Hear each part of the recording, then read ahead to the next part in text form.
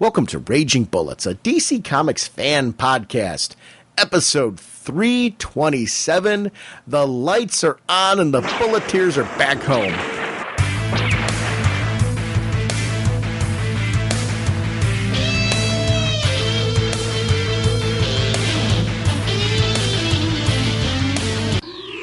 Welcome to Raging Bullets. I'm Sean Whalen, Dr. Norge, and I'm joined as always by Mr. Electricity, Jim the Sensei of the Whatnot Segulent, and the Duke of You Know. How's it going, eh? Welcome back. Oh, man, and it's, it's good that I have power once again. I have heat in my house, and, there's still a lot of people that are still out there that are, still down. I know my brother in New Jersey is still down, so, it's there. This was a nasty, tough storm, and yeah, so we're getting through and we're moving on. Yeah, so it's really great to have you back and to be able to record, because I've been going through kind of withdrawal. I've been wanting to talk about a lot of the stuff we're going to be chatting about on this episode. In particular, we're going to be talking about Superman Earth 1 Volume 2. We're going to also talk about Action Comics number 13, Action Comics Annual number 1. We have some listener voicemails that lead to some of those discussions as well, which is really great on this episode. This is going to be the first of a two-part look at the Superman world. And we're going to be also taking a look on our next episode at Superboy, Superman, and Supergirl, and other topics depending on time. So we are proud members of the Comics Podcast Network and the League of Comic Book Podcasts. Want to shout out show sponsors, DCBService.com and InStockTrades.com. Over at DCBService.com, there's an amazing amount of 50% off deals, including things like Absolute Blackest Night. If you pre-order it, you can get it 50% off, only $49.99. Blackest Night was an amazing event, and to get that wonderful event collected in that large, oversized hardcover is amazing. I also want to shout out things like they have Star Wars number 1. It's from Dark Horse, but it's Brian Wood, who of DMZ and Northlanders fame from Vertigo. He's doing a brand new Star Wars series, ongoing, featuring Luke Skywalker, Princess Leia, Darth Vader, and all of them. I'm really excited for this one. It's 50% off, only $149. Those are the kind of deals you can get from DCBService.com. And if you're looking to add more books to your library, this is the way to do it when you're saving these kind of discounts, especially when you're trying brand new titles to see what really fits into your library. So I want to shout out DCBService.com. Remind everyone that it's a digital partner. If you do any of your digital shopping from their site, it doesn't cost you anything more, but you earn 5% of those purchases in credit towards your DCB Service orders. Over at InStockTrades.com, we're shouting out this episode, Superman Earth 1 Hardcover Volume 2. This book is regularly $22.99, 50% off, only $11.49 at InStockTrades.com. Remember, orders of $50 or more give you free shipping. Raging Bullets wants to thank them for their continued support of our podcast. James, what kind of a podcast are we? Hold that thought 1 second. First off, let me say happy birthday to you. Happy birthday to you. Happy birthday, Cassie. Happy birthday to you. This is a happy birthday wish to my niece, Cassie, who, though in my mind I always think of her as that sweet little 7-year-old girl, with, the big eyes and, kind of thing. But she's actually is a freshman in college now. Wait. Hold on. I'm sorry. This is very cool what you're doing. But what was that you just did? What was that? There's this picture of my niece that she's holding my sister's cat. And she's got this kind of look on her face, and it melts my heart every time. That wasn't what you did, though. You would hey. Like I thought you were hurt or something. It's like you sounded like a wounded. You sounded like a wounded animal. That's not what I intended. But yeah, and I actually that's one of through the magic of Facebook, I got a chance to wish her a happy birthday on Facebook, which I think that's one of the cool things. I try to keep up with that. I don't log on to Facebook every single day. I'm on pretty often, though, and I'm lucky enough that I'll catch people from time to time. So if I missed anybody listening that happens to be on my personal Facebook page, I do log on to my personal page more than the Raging Bullets one, because I'll go to the Raging Bullets one and our group from my personal page. So please feel free to add me, anybody listening here. I love to have listener friends on my personal page. But Cassie's one of the ones. She's on there twice. And I love actually being the ability to be able to wish her because I feel like I know her even though I haven't met her, just because of the show and your stories about her. So happy birthday to her as well. And I'm sorry, please, I think you wanted to say more, and you got those crazy sound effects going, and I couldn't let that go because I thought you were hurt. You wouldn't be you if you had. Well, I thought you were hurt. I didn't know if I needed to get an ambulance. I didn't know what was going on with you. You had like a tick going on or something. Well, it's funny because when I was making the facial, I'm glad this isn't a video podcast. Yeah. Because then you would have really seen just imagine what kind of face I was making when I was making a sound. Yeah, that's kind of what I was doing. So I'm glad this wasn't a visual thing. I kind of wish it was. It was, and if anybody wants to send in like pictures of what you think Jim did look like, I'll be happy to post them on the show website. But you sound. I thought for a second there you were sounding like Scooby-Doo. I'm sorry. Please continue, because you were actually saying something very, very nice. So I kind of feel bad that I interrupted it. Although I think in fairness, it's kind of a birthday gift from me to her that I did interrupt that. Because I don't think she wants you going, yeah, when I think of her, I think of...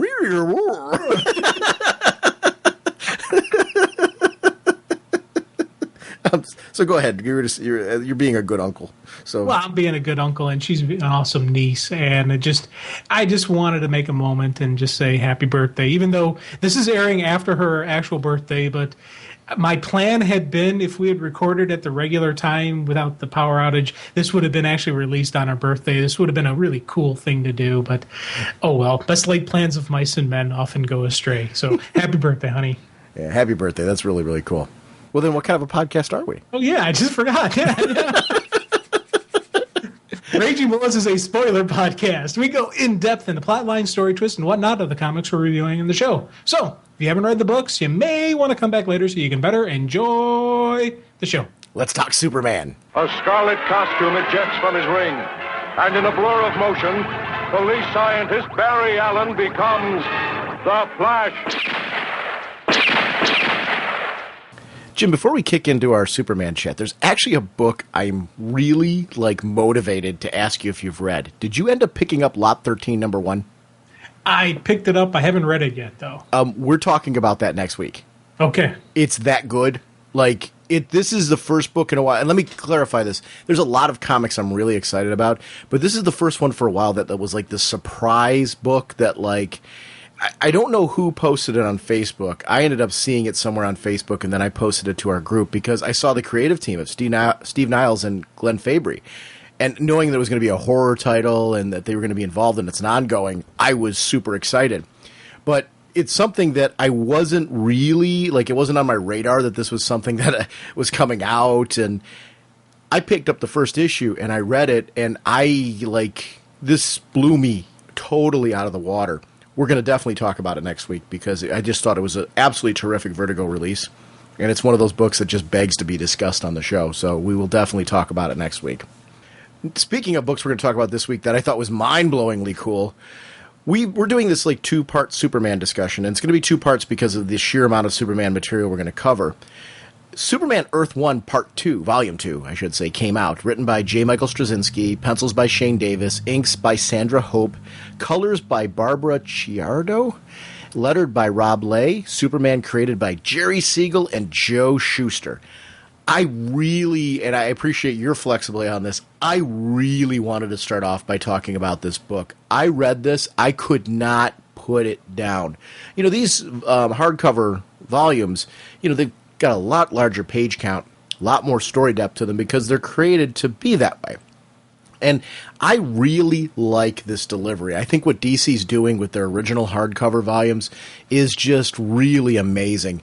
This one, I love that now that we've gotten past the new origin that fits the Earth 1 universe, that now we're getting into some themes like, how does this guy deal with his day-to-day reality of the duality of being Clark Kent, the Kansas farm boy who's come to the big city? What was his past like? How does that motivate and drive the guy that he is now? now. He's young, and we're seeing him really embarking on this world for the first time, where, again, we've got these themes of some people trust him, some people don't trust him. He is like this hero that's supposed to be inspirational, while at the same time he's down to earth and relatable.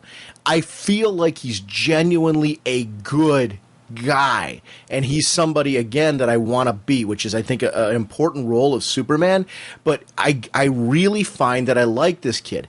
The world that he's in is a little bit darker than the world that we're used to seeing Superman in, but you don't have Superman so dark that he's not Superman. And I think that's really an important key. He feels very Superman to me.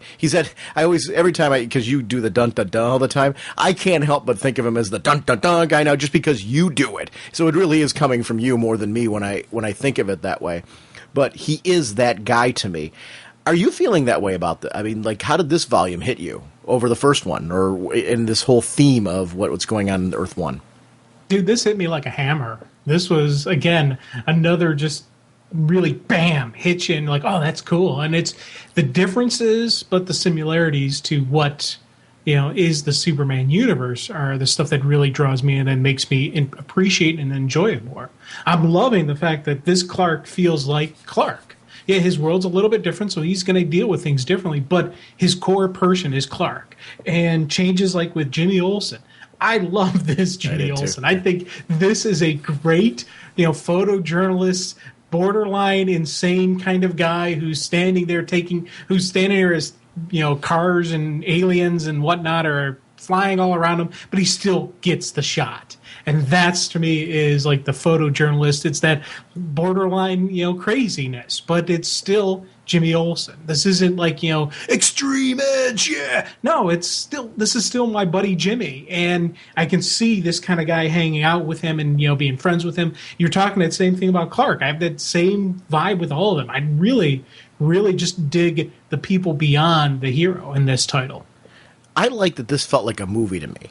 And why I'm really distinguishing that is it had like the kind of depth that I really expect and enjoy from film. Really good film with really strong character development. Like, I could see this being a good 2.5 to 3 hour movie, really delving and fleshing out this story and the supporting cast that's in there. And I love that these volumes feel like, okay, we've got a really contained piece here, but yet it's a continuing saga. And I think that this is distinguishing itself from the monthly titles in a good way, because I feel like I'm getting something different here, yet it's Superman. It's very Superman. That's what you need to do with these volumes. I'm hoping these continue to be successful, and I'm hoping that they lead to a judicious branching out to other members of the DC cast. And the reason why I say judicious, I don't want to see them oversaturate the market with these, because what will end up happening is they'll eventually fizzle. I want them to continue to be these top quality deliveries that we're seeing from them.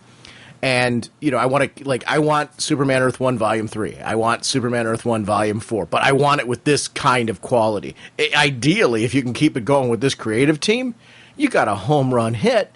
It just reads beautifully. Perry White, these sequences with Perry White in the beginning, talking about why do I put this article up on the wall, Kent? Because I want you to remember that story's behind the glass now. That's either going to be a fading memory of who you once were, or it's going to be your launching pad to your next article, your next story, things like that. You are either going to just be forever having this memory, or you're going to go on to something bigger and better and keep delivering. And I love that that's like the theme of all this. How do you follow that story up? Discovering Superman. Having the exclusive with Superman. Now, he had obviously an inside track there, but now Clark's left to determine, how am I going to, as a reporter, stay relevant? What am I going to report on? And I love that we see so many different facets of Clark in and out of the costume in this story. I really, like you, I felt like I was hanging with him. He's very likable. Why did I like Smallville for all those years it was on? I liked the Tom Welling Clark. He was a likable guy. You wanted to hang out with him every week and really enjoy, the delivery of being there with that character. This guy has got that kind of nice, likable quality in and out of the costume. And I love his vulnerabilities. I love that his vulnerabilities don't make me feel he's less Superman. And that's an important key, too. I don't want to feel that he's, such a wimpy guy that, you don't feel like he's got that strong, backbone that can get him through any situation. We see that here with him. But we also see a guy who's faced with a reality of the world, very realistic dealings with the global world at large, and no matter how much power you have, the limitations politics can sometimes bring to the table, and how this Superman needs to find clever ways to work past that.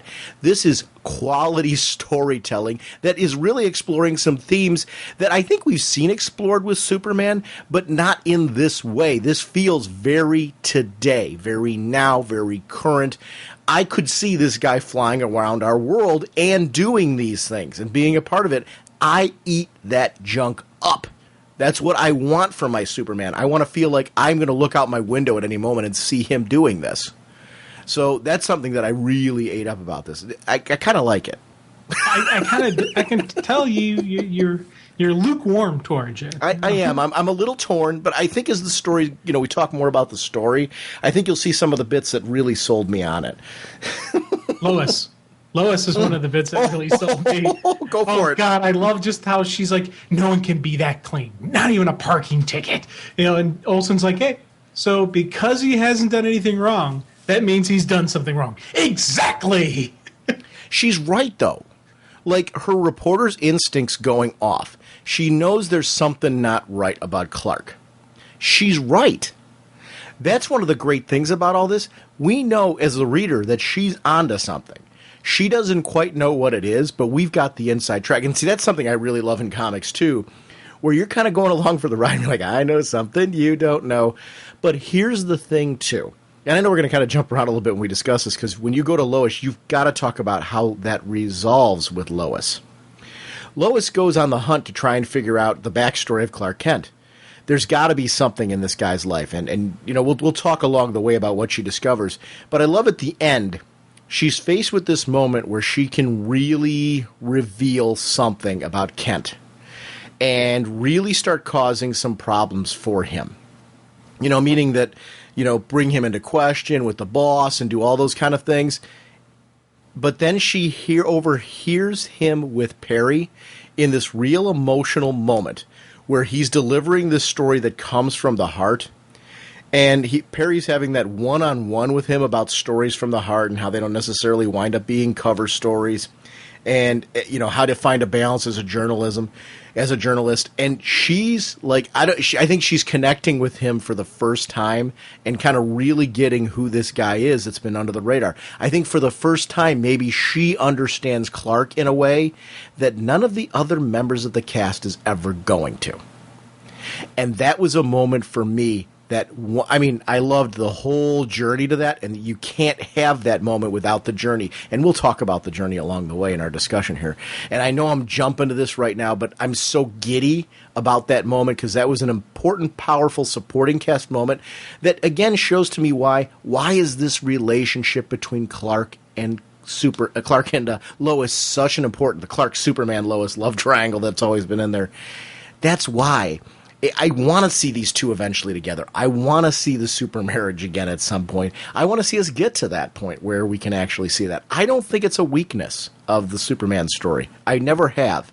I think that when you deliver storytelling like this that shows us why these two should be together, and you build to that point, that will mean all the much more if they have the guts to deliver it again. Because I think it's going to be a gutsy move to get them married again, because I think that they're gun-shy with that kind of thing.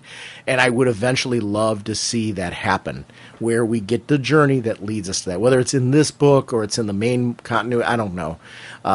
It's something that I'm willing to wait for. I want to follow the journey along the way. These are steps in that journey that I think just deliver a home run. I can see why Clark would fall for this girl. Oh, yeah, definitely. And you need to have that strength of character. You need to have that strength of Lois to accept why he would pursue the relationship, why, he would, trust her eventually with the secret, and just why he would open up to her. And I really want to see in this universe that Lois finds out the truth. Partially because she was so angry that Clark scooped her on the big Superman interview. I want to see her reaction when she realizes, wait a minute, you interviewed yourself. That's cheating. I want to see that just because, I'm this character, just who she is. I think that'll be an absolutely hysterical moment. Now, my question to you is this. Ray and Willie, little overkill? I mean, admittedly, can Willie be trusted? No, I kind of get it. I see why Ray's mad. But, I don't know. Maybe Ray needs to go to some anger management or something. I adored the development of Ray as a villain because I think what they did here, I didn't know where it was going. I remember when they introduced Parasite in this, that was supposed to be the villain in this story. I didn't catch on at all. I don't know, maybe you did. I don't know, maybe you remembered that it was going to be Parasite. I had no idea that's where this was going. I was just really enjoying the ride, seeing this Ray being developed as a villain, and then realizing later, you dunce, you know how long it was supposed to be Parasite, because that was something that was discussed in the interviews. I'm glad I forgot, because I found that I really loved the mystery and the journey along the way of what went on with Ray. Did you know that it was going to be Parasite? Yeah, I remembered from different interviews he said that, and I also remember that he was a serial killer and stuff like that. And I enjoyed it just as much, just seeing this, because even though I went into this knowing, okay, this is Parasite, he's a serial killer. He's a little bit, touched in the head, which you really see that in the opening where he straps the guy to the bomb, gives him the dead man switch and says, and just leaves him there, knowing eventually his grip will slip and boom, he'll die. I just absolutely, this was for me, was one of those great psychotic, killer villain moments. Yeah. I like the very intellectual, cunning, deceptive type of villain, but sometimes you need that psycho. You need that killer. You need just that monster. And knowing he becomes the Parasite, seeing how much of a monster he was before any of that happened, I'm like, oh, this is going to be a Parasite that's going to be something for the records. And it really just, played out. And I'll be honest with you, I disagree with you on the level of response required. I think this was an appropriate level. You thought Ray did the right thing? Oh, God, yeah. Completely in this, right here, just, evenly exactly what was needed. Only thing I would have maybe have done differently is maybe had that, kept the idiot alive to go into the lab and get the evidence from the lab and then kill him. Yeah, I guess my thing was, was it really necessary to blow up that much stuff to be done with him? Complete cover for the fact that it was a killing. Oh, good point. This took away any evidence that may have been also hidden in the house, DNA, whatnot, you name it, or even if this idiot had any other, files or anything, you needed a massive explosion. So this covers that.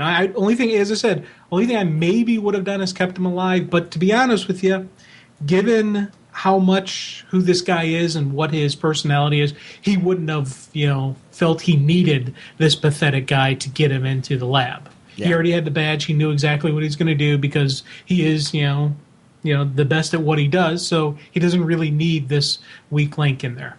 I like this Eddie Monroe. The guy that's sitting outside Clark's place.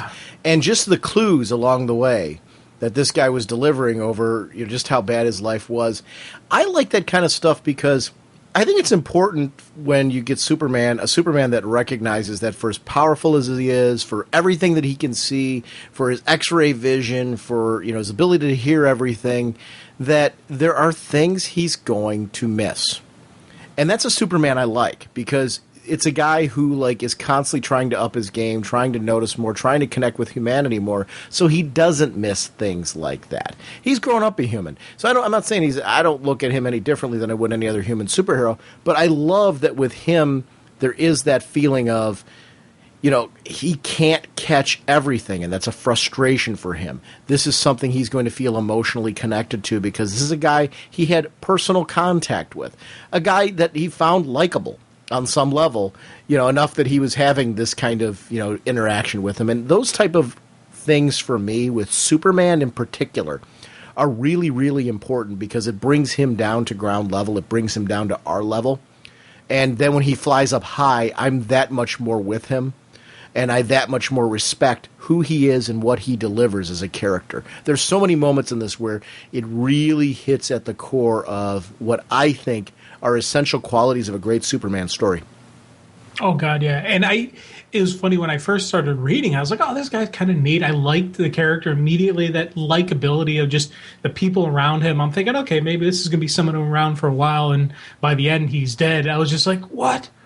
Oh, and it just, within just the contents of this book, you kind of get a connection. You kind of get a like, that vibe, that groove of him. And when he died, I was just like, oh man, and it wasn't until the end you see the story, you see what the death kind of does, for his, potential future relationship with Lois, and just her seeing Clark in a different light, and just you see why the character died and what was the point behind it. It wasn't just showing Clark's vulnerability, showing Clark's, somebody died. It was more about the escalation of it's the escalation of the story between those two. So I kind of was glad that his death wasn't in vain and there was a point behind it.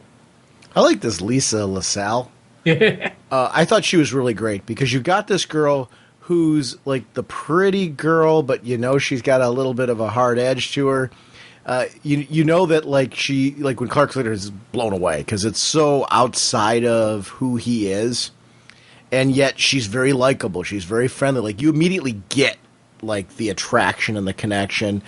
And, she's somebody who's really putting the hard press on him, especially knowing that, this is a very young Clark.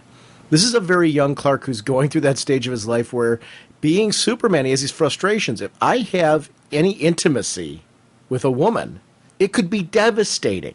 So this is something that he's had to deny himself. He's had to hold back from himself. And building into this relationship with this girl is something where it's touching on something that he has had to keep from himself forever. And yet it's also, you can't help but sit there and say, she's a friend. Like she's becoming this confidant. I love that it's her first and last name, kind of like Lana Lang, the double L's. And she's that kind of, friend with him. I'm glad that she feels very modern, very today in her presentation as well. I get it. You could see her on television and being one of those girls. You're kind of like, okay, I get it. I see why Clark's drawn her. And that was something that I thought was very well done in the writing. You've got to not just deliver the strong visuals. You've got to deliver dialogue where there's that subtle and sometimes hit you in the head with a brick flirtation going on that I really enjoyed between the two of them. But it also had a nice balance of you understanding that Clark really is getting to know this girl along the way. And that's a neat trick. I mean, it was really well done in the way that was delivered. Well, there was nice, friendly dialogue, regular, normal dialogue. It was this just, you could see this type of stuff happening. I love that whole bit where she's like, yeah, I'm Lisa, 2B as in, or not 2B. He's like, yeah, Clark, 2A. Sorry, I got nothing. And it just, that I chuckled at that just because I could see, you're trying to come up with something clever, something witty. I got nothing. And, okay, move on. And the character, it's not just a physical pretty, it's that outwardness. It's that, that open, just that, hey, here I am, this is who I am, boom. That personality, that warm, friendly, just, loving personality. And I was like, okay, this is a cool bit here. I like this character. I want to see what it's going. And those dialogue between Clark and his father, when they're talking about the intimacy, I howled at just because every kid, when you're growing up, you get the talk to about the birds and the bees. Well, Clark gets the talk, and then he gets it to whole another level. Man of steel, women of paper. That was something that just cracked me up. And you start thinking, anytime you start thinking intimacy with Clark, they always got to bring up the fact that he could hurt somebody very easily, and how does he prevent that? What's he going to do about it? And I love the fact that this is a Clark who's had no intimate moments because he could very easily hurt somebody without even trying. And it's just gets your mind spinning, gets your mind thinking, and you're seeing the young Clark go, I'm going to need years of therapy for this. Again, I was howling. My dad had a book, Where Do Babies Come From? That was our discovery of it. And the artwork in it I'm a fan of artwork in general, but the artwork in this was disturbing. Like, there was hair in places that looked like angry tribbles. So you're seeing this. I mean, it's a miracle that I'm as well adjusted as I am. And notice I'm putting an undertone there that maybe I'm not. Because I do think I was horribly scarred for life in the way that Clark was for that disc. I think we've all, like you said, we've all been there before. And I really thought that this captured those human moments. That's something where it's hard to do in a story where you're not hearing the dialogue, you're reading the dialogue, and you're seeing the action, but there's not the fluid motion that you would see on screen where, a mood and emotion set. It's something that really in comics, when you've got master storytellers that are doing this kind of thing, this is what makes me love comics, that you can deliver these kind of feelings on static pages. And I love those moments. The Rocky Horror thing I immediately connected with. Because, that was something in high school and early college. I did the whole Rocky Horror thing. Loved going to it. I was a pretty conservative guy back then. Go to Rocky Horror and you see these people all dressed up and stuff like that. And it was a lot of what Clark is going through. You've got this world that's very different from your normal comfort zone that you're being pulled into. And it was fun. And there was that part of him where he's like covering his head like, what am I doing? What am I getting myself involved in? And we don't even have a clue yet as readers how far this is going to go into some of the emotional struggles that Clark faces on a daily basis being this Kryptonian. He's a part of our race, and we always look at the fact that because he's the Smallville farm boy, that he's one of us. That's the way I look at him. Like, he was raised on Kansas, this farmer kid and all that stuff. There's a lot of times I forget that he's an alien. This book really brought home that, wait, yes, he is one of us, but he's adopted. And there's issues there that are going to come from that because he wasn't born here, and there's going to be differences. And I like that. I really love the way this played that off while never steering away from action, like what you've got going on in the war zone, where he's flying out there. And there are rebels trying to fight for their lives. He's trying to get involved. He's trying to turn the tide. And he's basically smacked down by diplomacy. Well, for lack of a better word, where, you're sitting there saying, hey, if you do this, I'll make it so you can't operate anywhere. And how that was all playing out.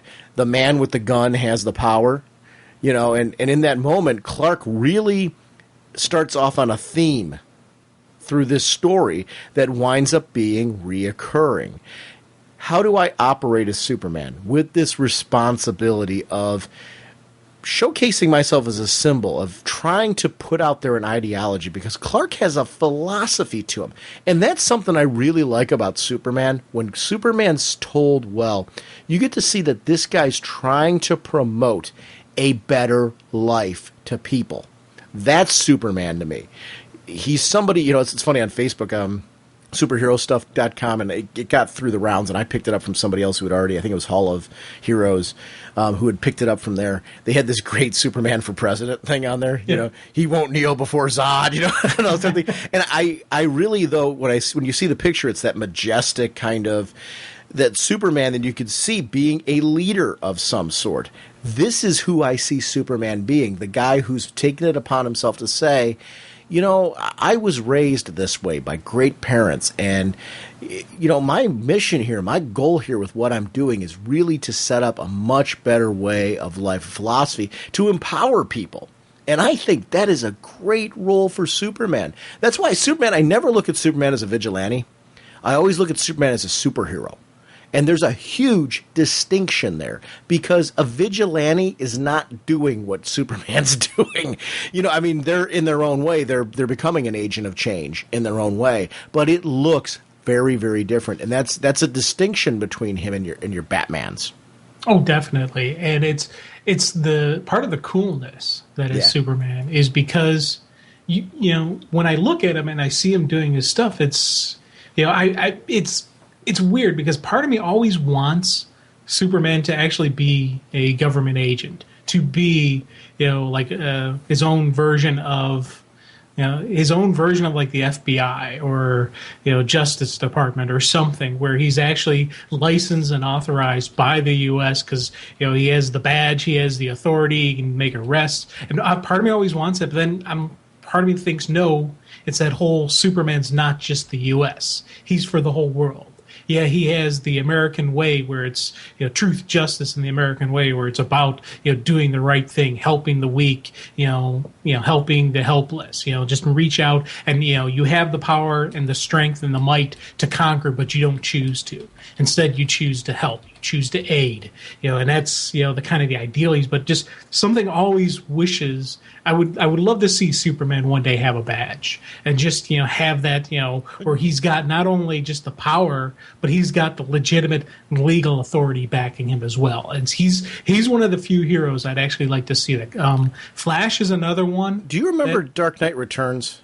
Yes. Superman. One of my problems, I think how Superman operates here is exactly how Superman should operate.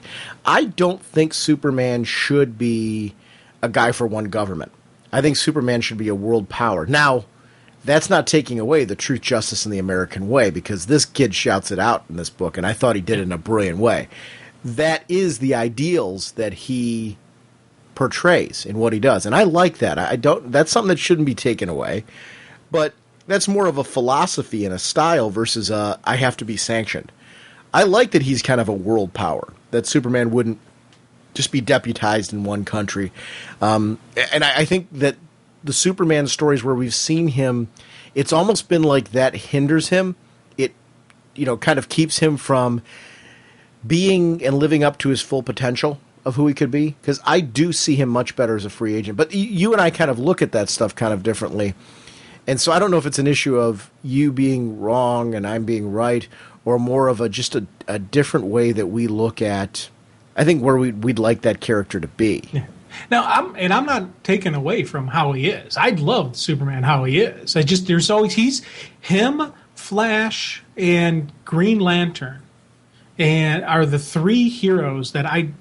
Just for some reason, just based on their character, based on their personality, based on who they are, they're the ones I'd actually would like to see one day have a badge, just because of they're the bright hero. They're out there. They're dun-da-da. All three of those three heroes are the three that I have that, get that dun-da-da moments. And I think because I get those moments, those are the times when I'd like to see that. Having them as superheroes, having them as world powers is wonderful. I'm not knocking that. I'm not saying it's a bad thing. I think it's great. It fits the character. It fits who he is, especially fits the story. But it's just something that I always, for those three characters, I always kind of wished we'd have some. It's kind of like how with Aquaman, I like seeing him as the king of Atlantis, not just the guy. Now the guy that we're getting currently in the stories is wonderful. This is, I'm sitting there and I'm loving Aquaman, but part of me does want to see him have the throne. Part of me wants to see him have the crown, want to see people refer to him as Your Majesty. It's just but that's part of the core of the character. Yeah. See, there's a huge distinction between that and putting a badge on the Flash, Green Lantern, or Superman. Here's the reason why. I like the Superman that respects the firefighter, the police officer, and all that because of the limitations they're under, fighting under the law. They have to be and stay within the law and the rules. And Superman recognizes that. And these guys don't have the powers he does and looks to them as heroes. And when Superman says that stuff, he's not being condescending. He means it. He really believes that these people, and he's rightfully so, that these people are heroes for what they do. And I think this story hits home exactly why he believes that way. Because we get those moments when he's depowered and what he sees about this world and, how fragile people are, and yet people will do things like what police and firemen do to keep people safe.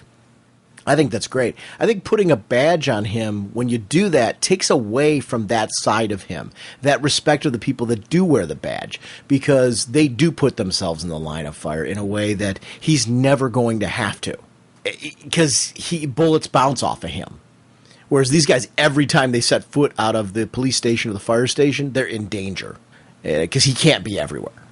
And there's something I like about that. I think I'm more feeling this way with Superman. I've read runs of the Flash where he's, in Central City and in his homes in Keystone has had this open, honest relationship with the police officers where, there was points in time where they knew who he was under the mask. I'm talking more about the Wally era than anything else. But that kind of relationship and openness that he had with the law enforcement, working with them, is something where I like that they're not deputizing a guy in the costume, because that kind of diminishes their role of being out there in the open, being in the public eye. Their name is on their badge. There is no mask for them. And they're out there risking their lives every day doing that. I just think that that kind of duality works real well in the comics. And this isn't really me disputing. It's more sharing my philosophy of it than, because I know if we sat here and we could keep going on about it, you have just as many great arguments. And everything you've said, honestly, I don't know that I necessarily think you're wrong, because I really don't. It's just you have this wish that you'd love to see him with this, and I don't know that I think that that's necessarily a bad thing. I have my own ideas as far as who I see these characters and where they can go. And I think that's a sign of great storytelling and great character development when you and I can sit here and chat openly and passionately about things hopes we'd like to see with these characters eventually, whether we're right or wrong or totally bunk or, in those ideas. I think that's a sign that the characters matter. Otherwise, we wouldn't be having that discussion. Oh, big time. Big time. And and it's, as I said, this is just something that part of me always just would want to see, and if it never happens, I would never sit there and say, oh, they should have done this. I'm not. I'm like, it's just something about the characters that I'm like, that'd be kind of neat for me, and on a different world or, a different universe this happens, or just something like that where, I don't know, I think it'd be a neat story opportunity. I agree with the alternate universe thing. I'd love to read that. Yeah. I think it's funny. I think I've so gotten my mind. I think I'm really passionately defending or protecting this Superman here that I'm like, no, I don't want to see him do that. But I like when you're saying alternate worlds, I'm like, okay, now you're totally speaking my lingo. That's a great spot for something like this, where that's a world that kind of lends itself naturally to having something like that. It'd be a lot of fun to read. Something very pulpy, where Batman's really a detective. That would be great. I could get into that kind of thing.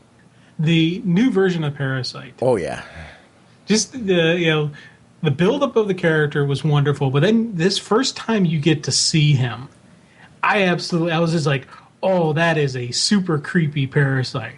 That is so cool. I saw him in the beginning of the book. But because it was a new variation on him, I saw Superman fighting a creature, because it's right in the beginning in the opening page. So I don't want people to think I missed that. I wasn't sure, and I guess I was just so excited to delve into the story that I was, paging through, the opening pages to get to the story pages where we're actually starting into the book, that when I saw it, I didn't give it much thought, not because it's great artwork and I really enjoyed everything I was looking at. I was that much really wanting, because I remember how much I really enjoyed Volume 1 of this book, which we've covered on the show before, that I really wanted to delve in and read the sequel. So that was what was driving that, and was part of the reason why I don't think I was really worried about what I already knew about this book. I was just kind of like, no, let me get more. I want to get into this. Yeah, well, I think they had sneak peeks and preview images of him. So I deliberately avoided a lot of that stuff because I just wanted to I knew I was into the book. So I didn't really need to see preview images to get me excited about something like with how much of a home run the first volume was. So I've got to admit, for this one, I don't know if I was consciously trying to avoid it, but I didn't go out of my way to seek out preview material. I just wanted to read the book. Oh, definitely. And then I tell you, for me, I saw the preview images, and then when I see it in the book, it has a completely different connotation, completely different take. Because you really see him just kind of sulking into the comic shop. Energy, need energy. I'm like, oh, it's kind of like the whole. In my head, I kind of the brain sort of, just sludging into there and going to drain these poor gentlemen dry. And I was just like, oh, this is cool. And I'm a preview images kind of guy. I mean, I like to check those things out and see what's going on with them.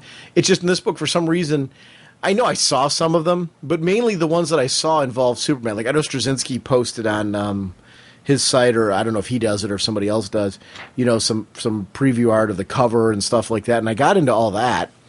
So it was really cool. To me, the date when we originally got to the theater and we're having that awkward discussion, she's got the holes in the pockets and stuff like that. I mean, it's just these great moments where this guy's just like, it's falling deeper and deeper to this place he does not want to go. I've also got to shout out, we talk so much about the characters and how well they're drawn and the artwork. I thought the absolute, and I think this is something that's a strength of the hardcovers as well, I think having a little bit of that extra time, your establishment of backgrounds and what you're able to do with setting up an environment, I think it's different than doing it for a monthly book. And this could be me just speculating because I know diddly squat about putting together a comic book. I'm a reader. I'm a fan. I know what I'm enjoying right now. I really loved the details in the artwork in this. And I love that creators have an opportunity, if they get involved in one of these hardcover projects, to really kind of delve in and put this kind of detail and quality into their work. Because this is really a pretty book all the way through. There's not a page where I felt like it was anything less than stunning. And I really am a big fan of Shane Davis's artwork. I think this whole team together, the inker, straight on through colors, really just understands this world. And I'm glad that it was the same creative team, because this felt like a continuation. It felt like the same cast, the same actors playing the role, which for me, this is their Superman 2. Yeah. With Parasite, which blows me away. Because I'm not, Parasite's not one of those characters where I enjoy Parasite as a character. I think he's a great foil for Superman with sucking the powers and all that stuff. But if you were to ask me, is that one of your favorite Superman villains? I would normally say no. It's just not. I like Parasite. I'm not saying that I groan when he appears in the comics. I enjoy the character a great deal. He's well utilized. But this was an issue and a story where I really I'm like, wow, this is a great use of that concept. Oh, God, yeah. It's, again, the serial killer you see from birth, but I love the fact that he is protective of his little sister.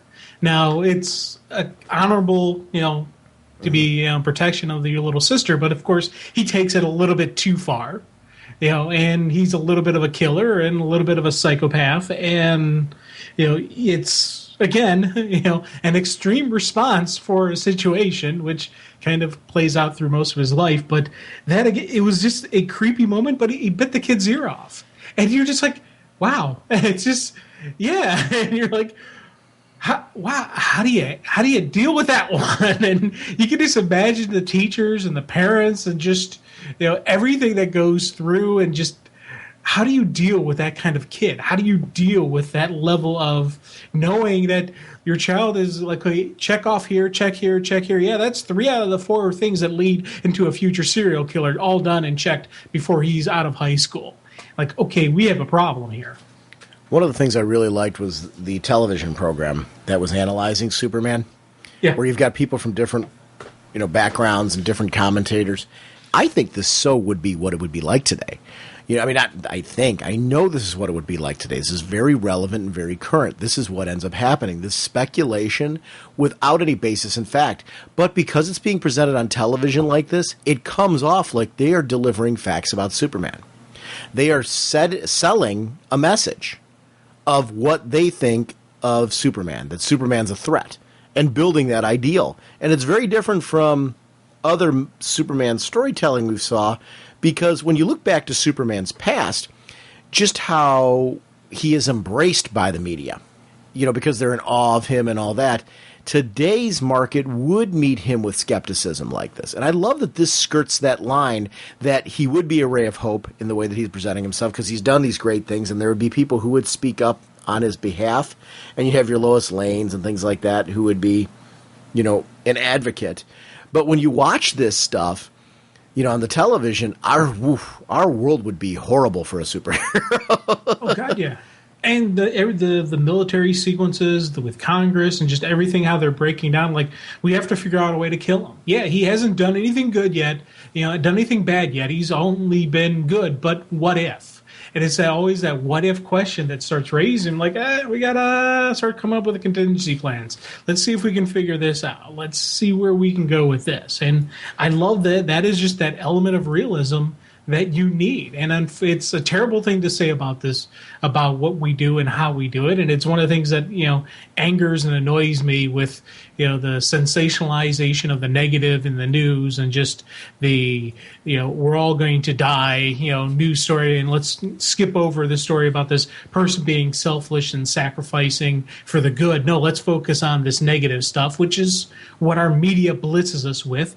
You have this world where you have this guy who, for no reason but other than to help people, is doing good, and they can't get their hands, they can't grasp on it, and they can't completely trust that somebody would do these amazing things just to do good, just to be the right, to do the right thing, to be the good guy. And I love seeing that cynical, just that snarkiness, and even the kind of like laughing back and forth. And you see the paranoia in the government. There's just, I eat these moments up. Because I think they're genuine. Yeah. I really think that that's exactly what our society is nowadays. We're natural skeptics, and I think we've been geared to be that way. I think part of the problem is, even in this world, where do you go to get that story that's true? The actual real facts about something. Where do you go? This story touches on that. That's a big flaw. It's a big problem in our society. There's very few places you can go to get legitimate news without a spin. And that's something that I really thought that this hit a home run on. The one thing with Parasite that I liked on this was you can definitely get the idea that it is Parasite, but it's so drastically different from like the Parasite that we've seen before. I love the creep factor of when he's grabbing that guy and draining him, and you see him just really the whole life crumbling out of this guy. I thought that was really just terrific artwork, and it added a horror factor to this whole thing, which, again, I think this would work on the big screen as being one of those stories where you've got a villain here that can really, and I know Parasite's always been like this isn't something new, but the way this was delivered here, I'm like, this is a villain that would work on the big screen if you build the suspense right. And I think this book does it. I think this could be a movie. Definitely. Yeah. Definitely. And it's one of the things that, I think the Superman movies, people have always said didn't have the big fight sequence for Superman, didn't have the big villain. They wanted a monster robot. They wanted Lex Luthor in the body armor or something that could physically go toe-to-toe with him. Parasite is that villain. I never really, until more recent stories and whatnot, did I ever think that Parasite could fit on the big screen. But it's funny, as you're talking, I'm like, yeah, he would be an awesome villain on the big screen. I love his suit, Superman's. Yeah. I really love the Superman outfit in this.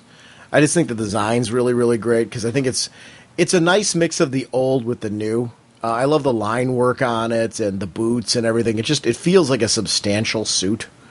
It's weird. I like the no underwear on the outside look, but when I do see it being used, there is that nostalgia for it. There is that, oh yeah, that's the classic Superman look. That in a way, part of me does miss it. Now, I like his current suit, the more tech and the more looks like it's a otherworldly material. So I'm not knocking that, but there is something. I got to agree with you. There's some of those moments where you do see Superman standing there and just that classic look. Would you feel better if they did the underwear on the outside and it was made of metal? Like if he had metal underpants? I mean, would that be something for you that would make it work? See, I think that would be a little weird. That'd be weird even for me. I think you need the underpants on the outside. You need it to be a cloth material. You need. You notice I'm asking you this. Oh yeah. Because I know your issues with this kind of stuff. Hey, I don't. No. I'm honestly, I'm chuckling and I'm joking because if anybody has issues on this podcast, it's me. But I love seeing Clark's childhood again as Lois is going through that sequence where there's the fights at school, where Clark never defended himself but never seemed to get hurt too. She's again picking up on fine details. And this is a Lois, I agree with you. My question at the end is she gradually getting onto him? Like, you were saying that she could discover him. Is she suspicious now that he might be? No. You don't think? I don't think at all. I think she sees the vulnerable kid that is Clark, and she sees him as this kid who always had to hold back, who always had to just hide, and just not touch anyone, not get close to anyone. And, he always had to go to the seas. He never did any sports. That whole prom sequence when they're talking about the school dance where he just stood there and watched people and then just slipped away when no one was looking. Those kind of moments, really taught Lois, okay, this is a guy who he's not a bad guy. He just never had that interaction. I think I don't think she suspects him as being Superman at all. I think she sees him as this, I don't want to say, messed up, but he is, it's the reason he doesn't have any trouble, reason he doesn't have any outward, tickets or anything like that is not because he's hiding something. It's because he's hid who he is. He's never had the chance to, show the world who he is and what he can do. And I think Lois kind of feels sorry for the guy, feels for him. And I think it's going to be like the birth of a friendship where I can see Lois Lane trying to get Clark Kent to come out of his shell.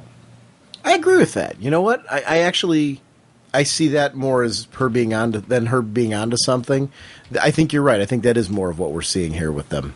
When Clark goes back home later and sees Eddie again, and Eddie's really hinting at her, you know about Lisa, right? That she's very into you, and and Clark's Clark's not playing dumb. He really doesn't get it. Yeah, he doesn't get it. And this guy's saying, and she said you were smart.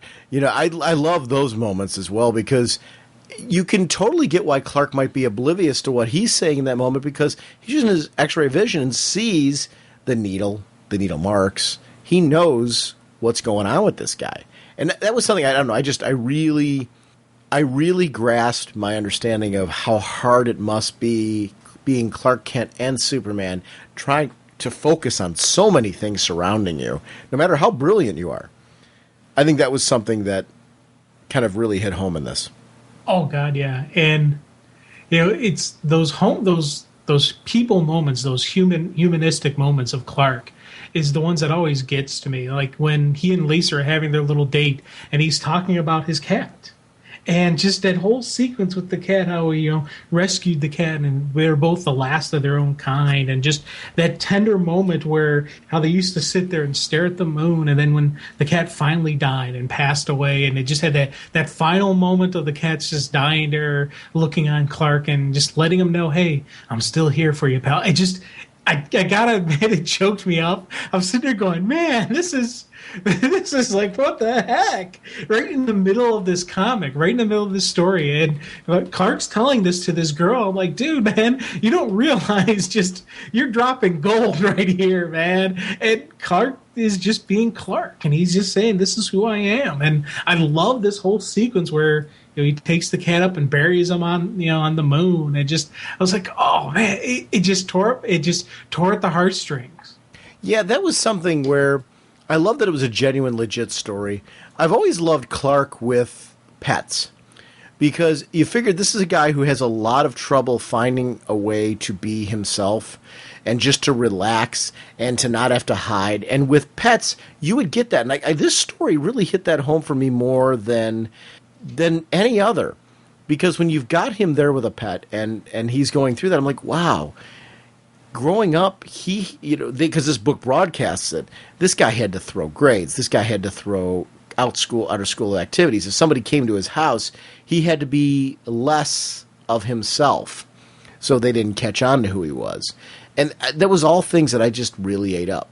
I love the pet thing. I agree with you. Tugging at the heartstrings. Yeah, it's just, it's that whole, you really get to feel for this guy and you get to know who he is. And I think everybody's got some type of pet story and some type of just those moments. And it's part of the reason you have the pets is that pure love, that unconditional love that you get from the animal. And just, you see that in Clark with these two, of a kind, and him dealing with the death. It tore me up, man. I was just like, oh, and then you go right from that to the parasite fight.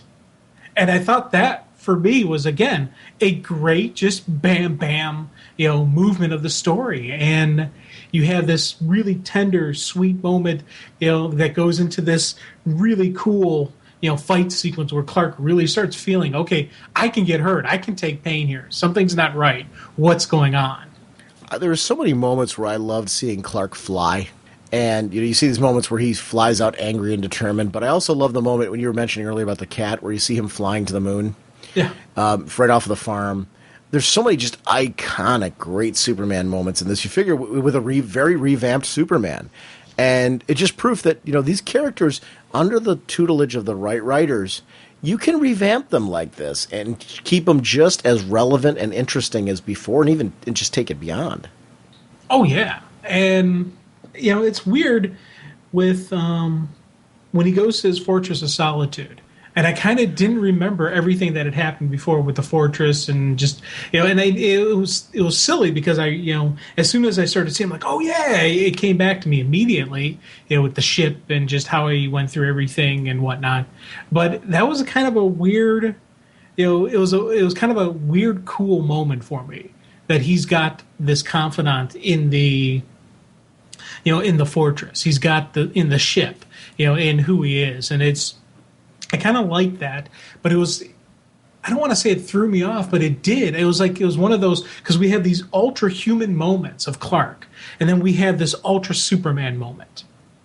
And it was seeing the two kind of come together that it was one of those moments where I'm like, wow, yeah, okay, and I don't know, it took a couple read-throughs for me really to get the groove and the flow through of this.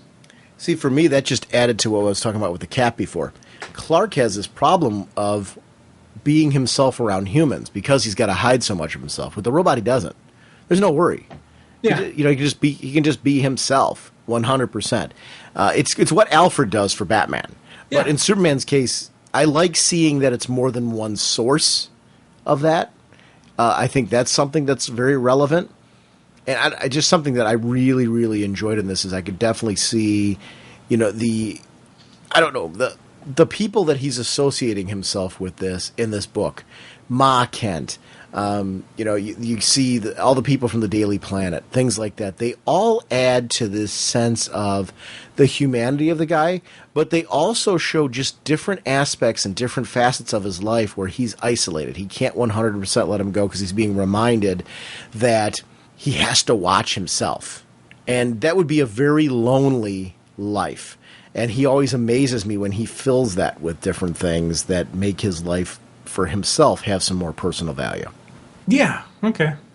And I just think he's a great character. I just really think he's a great character. And I think a lot of times he comes across as being very wooden to, I think, the reader who hasn't experienced this type of Superman storytelling, instead of being as vibrant and interesting. And Man of Steel, I'm hoping, captures a lot of this guy, because this is who I want to see on the screen.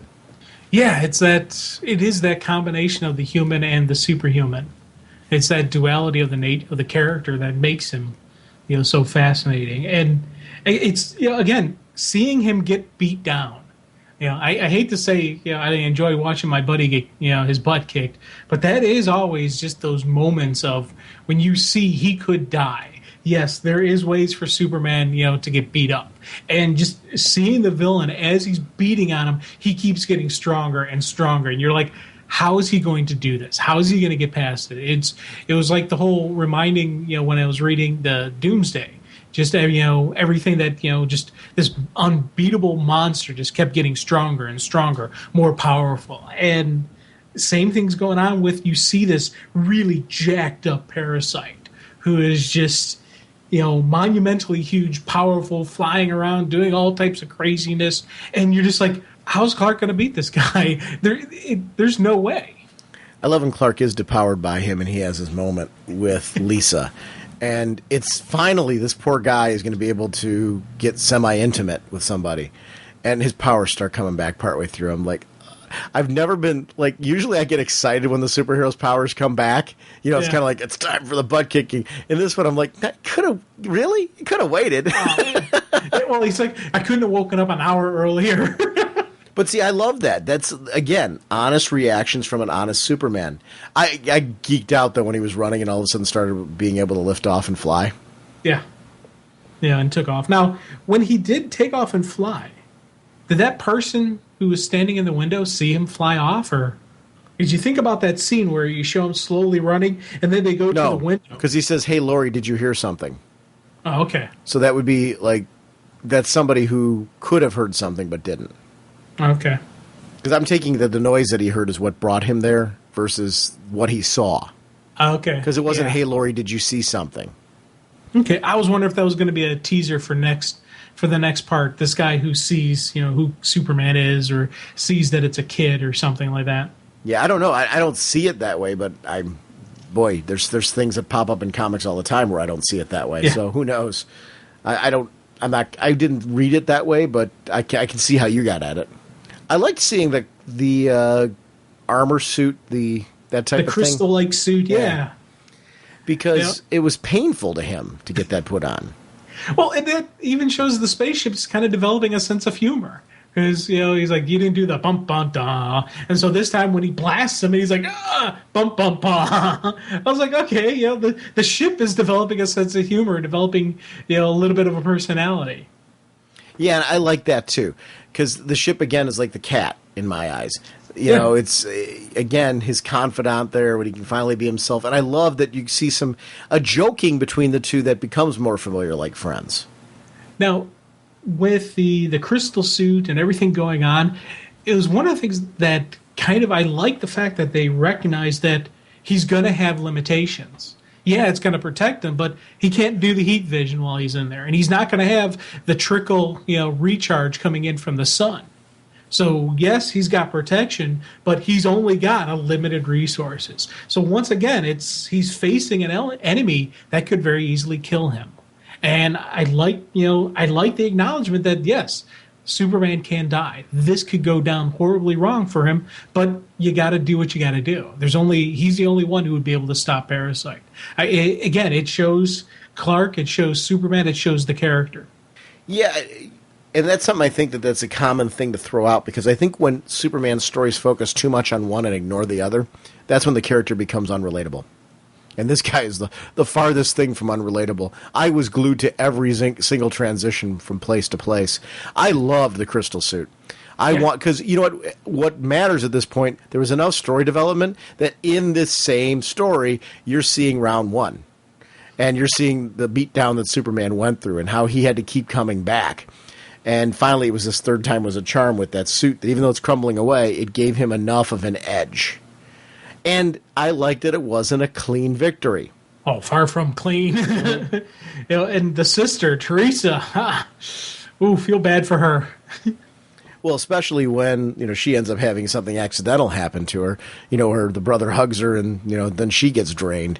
And this just sets him more on his rampage of not taking responsibility. I think it's great.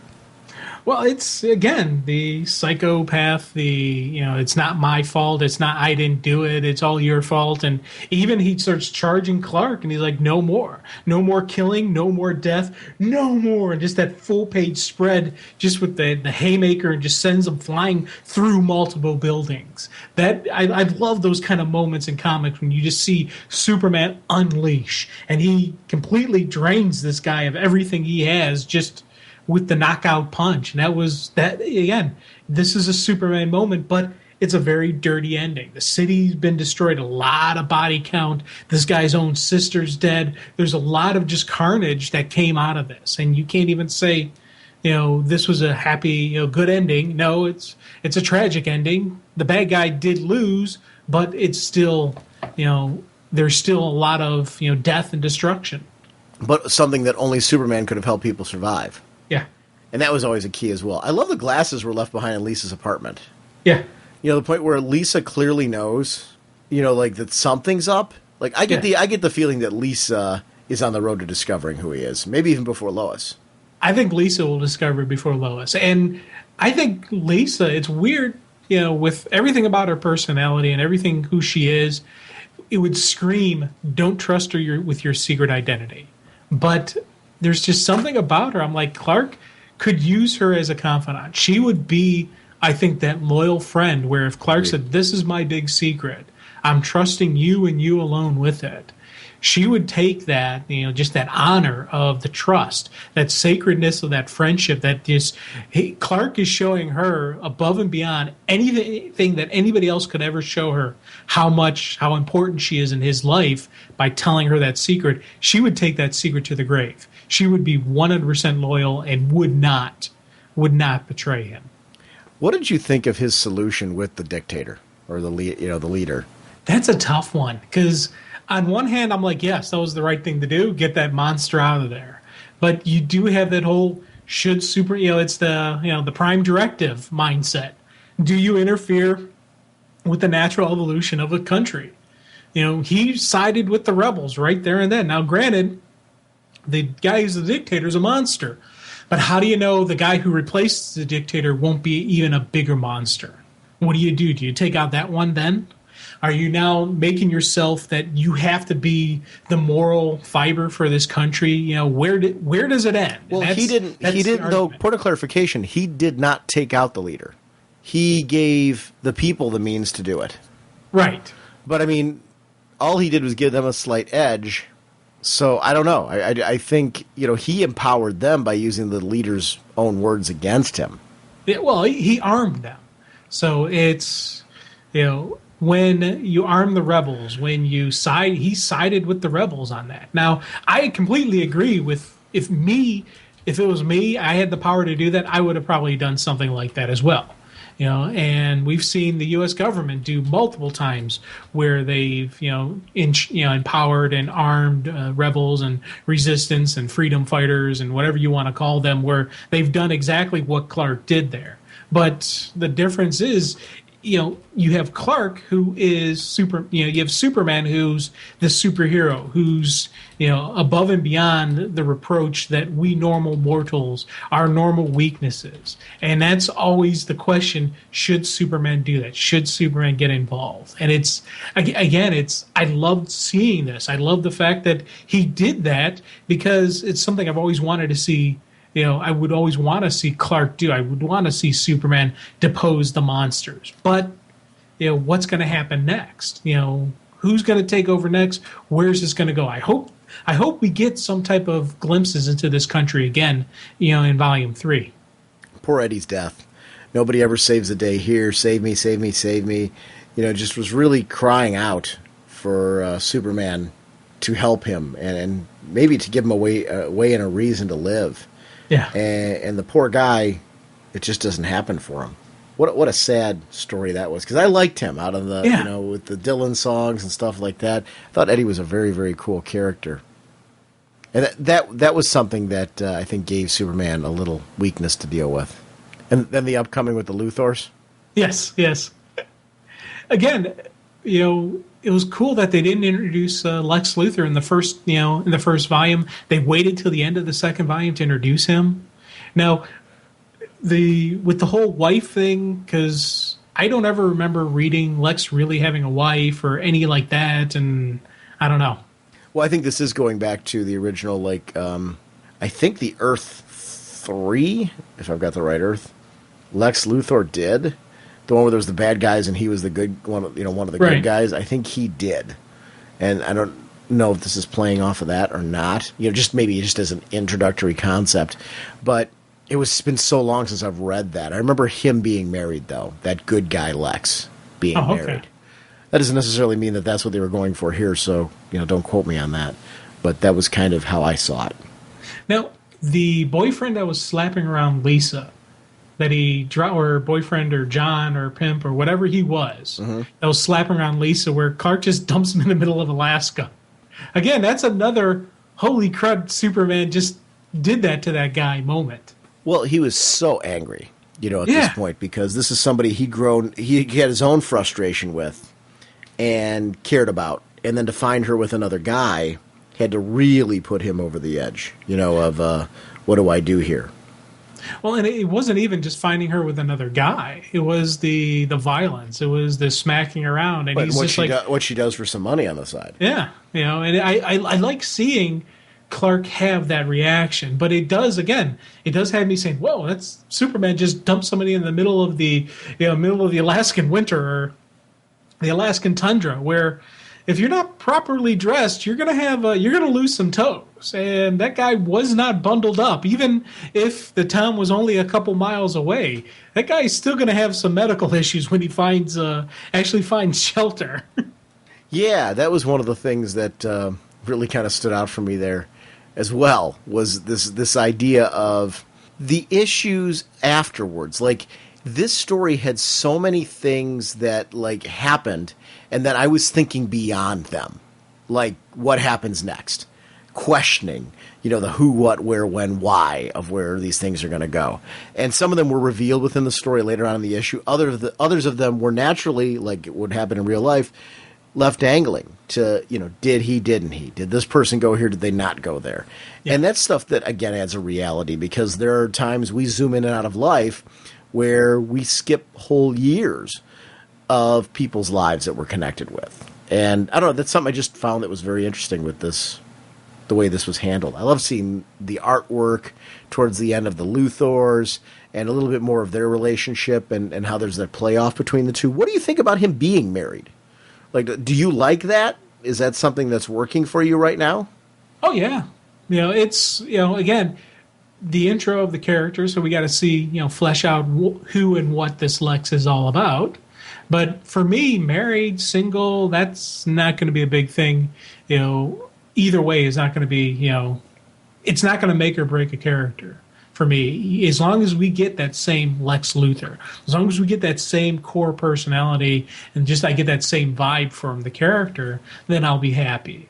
Now, the one thing I always do worry about whenever I see them introducing like a wife or something, I'm worried that something's going to happen to the wife and Lex is going to blame Superman. And that's going to be the basis of his hatred towards Superman, is because he killed my wife. And I don't want to see that. But again, as I'm saying that, who knows if that comes out in the story and I read it and the way it's done, I may say, oh, that's kind of cool. But just, me thinking how I would tell a story, I wouldn't want to see that, because I don't know, it's been done so many different variations and so many different other type of movie plots and whatnot that I wanted to see where they're going to go with this. I'd like to see them keep both. If this is going to be a Lex Luthor that's married, let's keep him married. Let's keep her around. Let's make her a female that's worthy of Lex Luthor, so she will have her own level of intelligence, evil / just that energy to her. Yeah, I definitely like to see more of her. I like that kind of. I'm hoping that she's not like sitting with a target on her for the next issue. Yeah. That's what I am worried about. That. Yeah, I think supporting cast a lot of times serves a really important purpose, and she's one of those characters that I think. I think she's one of those characters that, as the story goes on, I would love to see more of what she brings out in Lex. I see her being someone who can teach us things about the Lex concept that we never knew before. Overall, this is just, I don't know, for me, I don't know if there's anything else you want to say. I just thought this was a terrific story. I loved the magazine articles at the end. Yes. That adds and builds atmosphere and mood. I'm a big fan of the character design sketches and stuff like that. I don't know, this was just all, I thought, just really, really well done. This is exactly how you do a home run comic hit. Yeah, the little news article about Gotham's Man-Bat. Yeah. It's good stuff. Good. Oh, no, you don't! How you doing, guys? This is Brandon calling out New Orleans again. First off, I want to say thanks for doing the show. Thanks for giving me love on the last couple of podcasts with my calls. I'm glad I'm sparking up debates and discussions with you guys. It's awesome being a fan. It's awesome being heard on here. My thoughts actually being opinionated by you guys. Anyway, I heard you're going to be talking about Superman this week, and I'm actually not a big fan of, the F on the chest myself.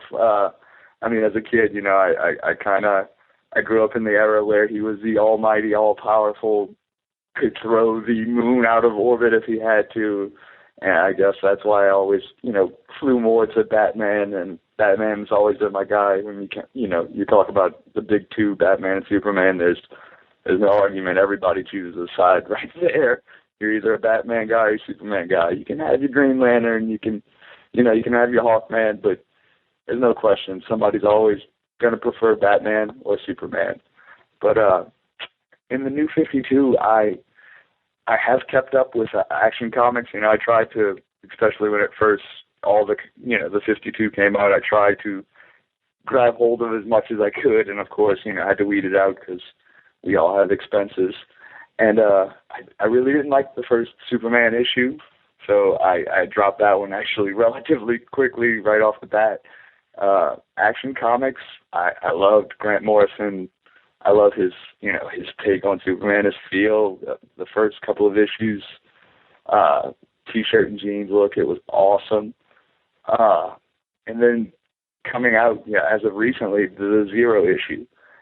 Now, like I said, not being a fan of Superman, there are things that I appreciate about Superman, you know, and I think Superman was always meant to have that classic, good, homely feel to him. And the things I've read in the comics, you know, Justice League and other things I've read, Superboy, he doesn't seem to have that feel. And then the Zero issue, the way Grant wrote him in there, it was just the boy in the cape, and when he jumped in with the train at the end, it was so climactic, and you know, it gave you a good feeling, and that's kind of the way I guess I like my Superman if I'm gonna read him, because there's a reason why people choose either Batman or Superman, and it's because Batman is down to earth, he's brooding, he's realistic, he's dark, he's always thinking, you know, and some people can relate to that. And Superman, he's the polar opposite. He's in the light. He's above everybody. He's what you should aspire to be, and that's and I guess my idea. Of course, I'm a fan. I'm not the guy who made Superman, the guys who made Superman, but I would imagine if they could have their say, they'd probably say the same thing. They'd want the guy to be the guy you'd aspire to be. He'd want to be the guy you want him to aspire to be. So I love the Action Comics Zero, and I don't pick up the other Superman books. I don't know how they're going. I hear great things about Supergirl. Unfortunately, I can't dabble too much into that universe because I'm into so many others of the DC universe. My God, I have to start making shops now. I'm actually just switching over to DCD service now that I'm getting moved into a new house. That way I can continue with the books I'm reading now, because if not, I'd have to make a huge shop. So thanks, by the way, for the sponsors for recommending the site. It is going to help me out a lot, I can see, in the future. Anyway, last one final note. I did hear that Man of Steel, Scott Snyder, will be writing a Superman book. And, I mean, like I said, Batman guy, I've been a huge fan of Snyder's run on Detective and Batman and the New 52. This Joker run, my God, the first issue with Joker was almost Shakespearean. Like, I don't remember a time in comics where I was that excited and reading that issue and terrified and just so many emotions it gave out. But we're not talking about Batman here, so I'm not going to go into that because that would be another 20 minutes. But anyway, guys, so I'm excited to see what Snyder's going to do with Superman. He's a different writer. I'm sure he's not going to have my take on it. I'm sure he'll take another kind of route with him, and I'm interested to see actually what he does. That would be the guy who I would think if anybody can do something different with Superman and pull it off, it would definitely be him. So anyway, guys, love the show. Keep up the great work, and see you next episode. And that Snyder book's going to have Jim Lee on art. Oh, yeah, I'm excited, and I'm looking forward to that because, you know, just the story, two, the artwork. There's going to be a lot of just, you know, that's an eager anticipation. Friend of the show, Adam, mentioned that in his email too, and asked that he wanted us to talk about that. One of the things I like about it is, from what I'm reading, it's kind of silly to not assume this. Very similar to what's going on with Snyder's Batman title, this is going to be fully a part of the New 52 continuity. It's going to be tied in with the other books, meaning I'm assuming the rest of the Superman family titles and everything. So I'm excited for that. I like that there's more cohesion being built within these lines as time goes on, because I've liked the lines that have been using it already, like the Dark, you know, those books, that Supernatural line, and then, you know, Bat books and stuff like that. I think it's working. Green Lantern, obviously, it's working very, very well with those titles. I think you're getting bigger storylines with some interconnectivity between these characters that really works well. I want to see this happening more, and we're seeing that right now start to happen in the Superman titles. I don't know that they could have done it any sooner than this in the Superman books, because you needed these characters fleshed out a bit before you hit that point. Because now it means more when you see them teaming up, knowing what their relationships are already like. Yeah. But I'm really excited to see what Snyder's going to do. And it's a good time to put some excitement into a Man of Steel book, being that that's going to be, I think, a title people casually who maybe like the film might try to pick up, just because it's, got the same title as the film. Oh, definitely. There could be a definite crossover, and I don't know if that was even like their intention, but it could end up happening. And I'm glad that we're getting another Superman title. Me too. Because I'm loving the Bat titles. Don't get me wrong, but there's a lot of them, and I'm like, what about Superman? Come on, show some more love to Superman. And the fact that now that he's got a new one, I'm curious to see what the feel, the vibe, the energy behind that title, because each one, Superman, Action, obviously Superboy and Supergirl, have their own different feel to them. They have their own different, kind of groove. So I'm really curious to see where this groove goes with, with Superman. But again, it's another writer that I enjoy his work and I trust, his work. So I want to see what he's going to do with Superman. Did you read the Superman back when it had the triangle numbering, where it was like every week was the storyline kind of continued into the next title? They had different authors. Because I remember you telling me that you read Superman. I thought it was back during that era. I really quite enjoyed that. I'm not saying that I necessarily want them to go back to that now. I think that was an era where that really worked. But I like the idea of another Superman title, just what you're saying, because I want more Superman. I like this Superman they're developing right now. I think he's becoming a much more likable Superman. I'm talking about the current continuity one. I think the Superman book, I think what Lobdell's doing over there now has really been top-notch. The stuff, obviously, the Grant Morrison stuff has been phenomenal. That's been kind of the flagship book. And Superboy and Supergirl as well. But Superman deserves that, and I hope all three titles sustain themselves, because I'd like to see Superman have multiple books, just because I think that'd be great. At the same token, I would like to eventually see them then maybe be able to skirt past the 52 books. I don't know. I guess I like that they rotate in and out concepts that aren't working sales-wise. Right. Because we're getting creative concepts. I just want to make sure that they still have placeholders to be able to keep making those type of books along with your top-tiered characters. Because I'm really loving that about the New 52 is just what you said, how tight the Batman books are.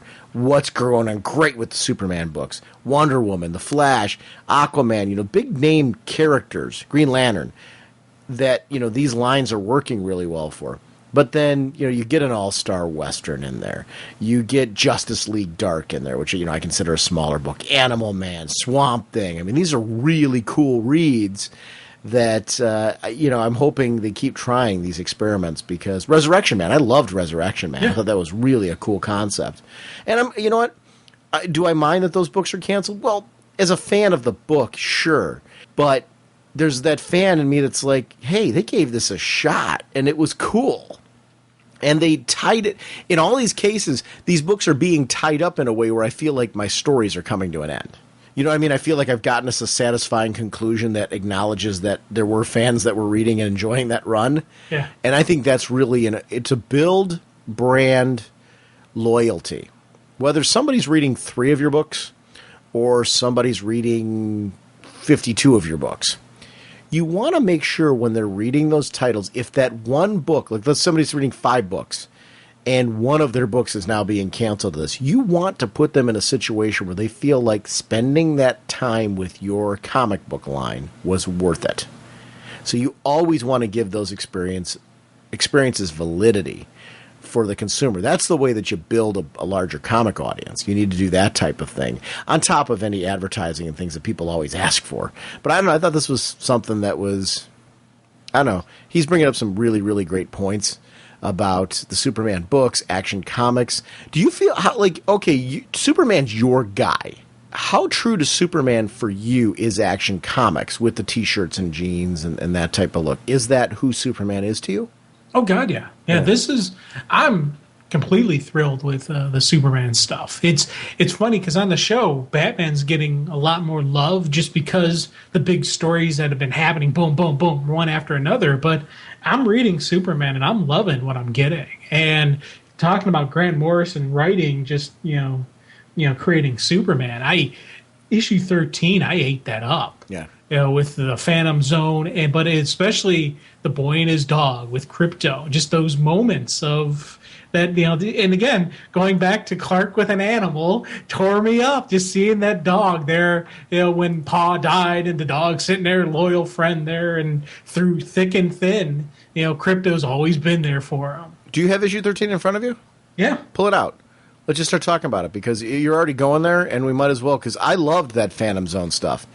I'm always a big fan of the Superman mythology and the gadgets, the gizmos, the Phantom Zone, Jor-El, that history, the Council.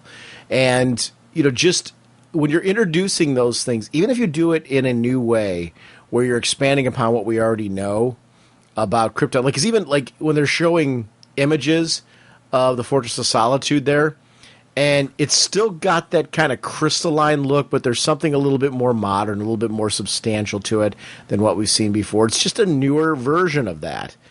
That was something leading into this ghost story that has such a bright and vibrant ending for me. Krypto is a character for me. You talk about the boy and his dog.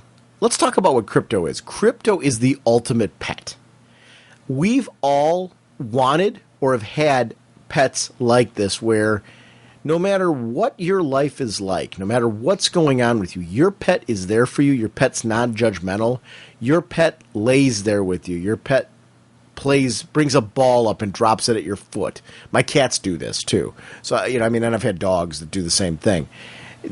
Krypto is to me, the template of what everybody really wants out of their pet. It's that never-ending loyalty. No matter what danger Superman's facing, Krypto will fly in.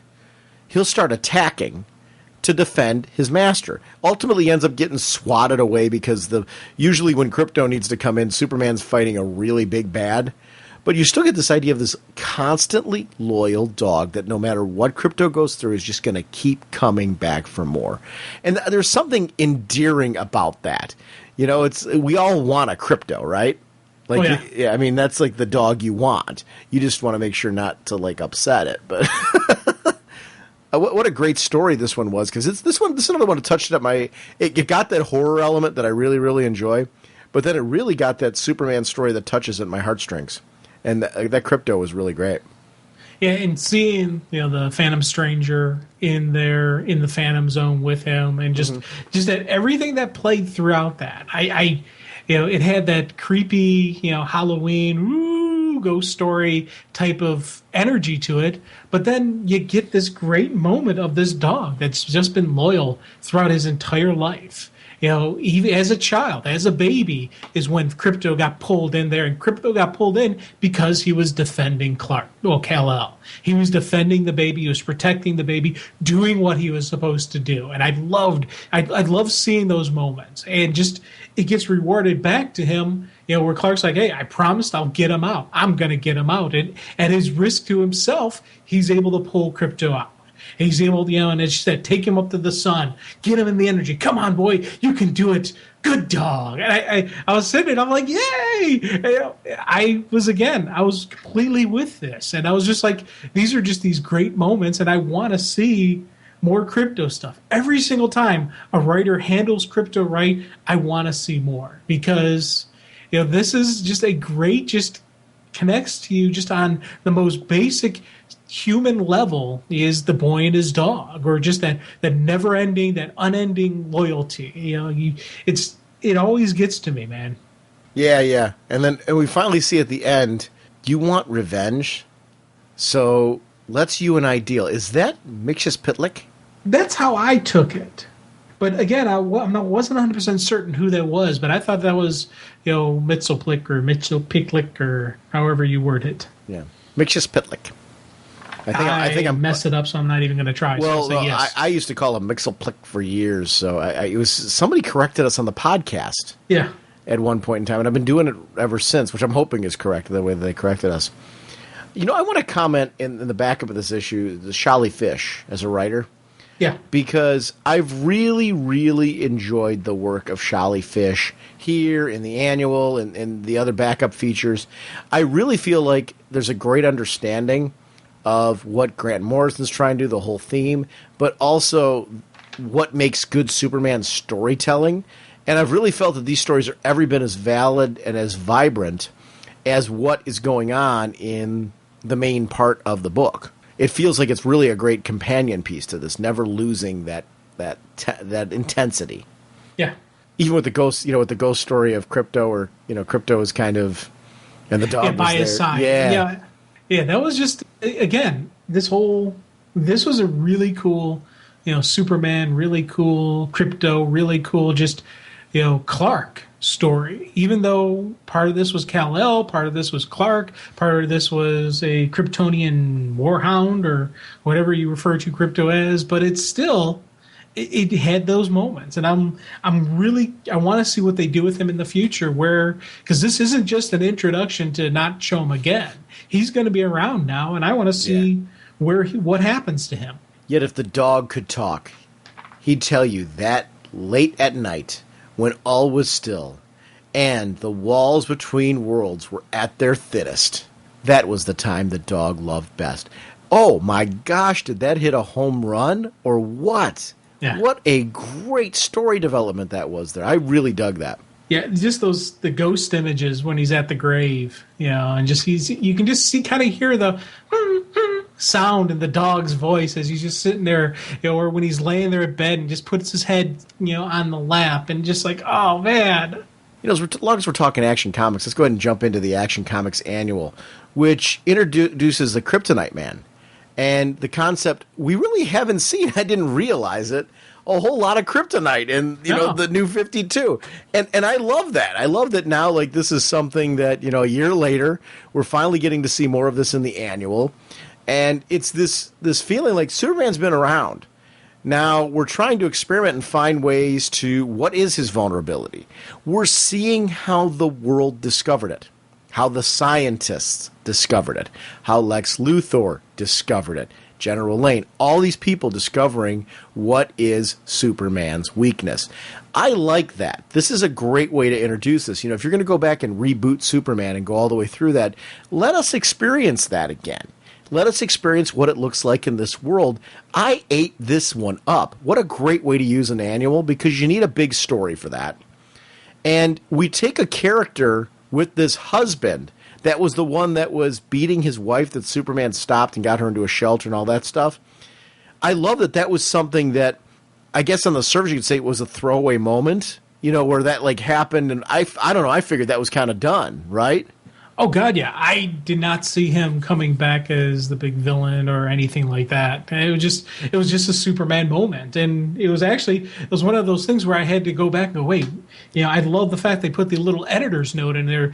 The events took place after issue number 8, so I can oh yeah, okay. It reminded me of the whole circumstance.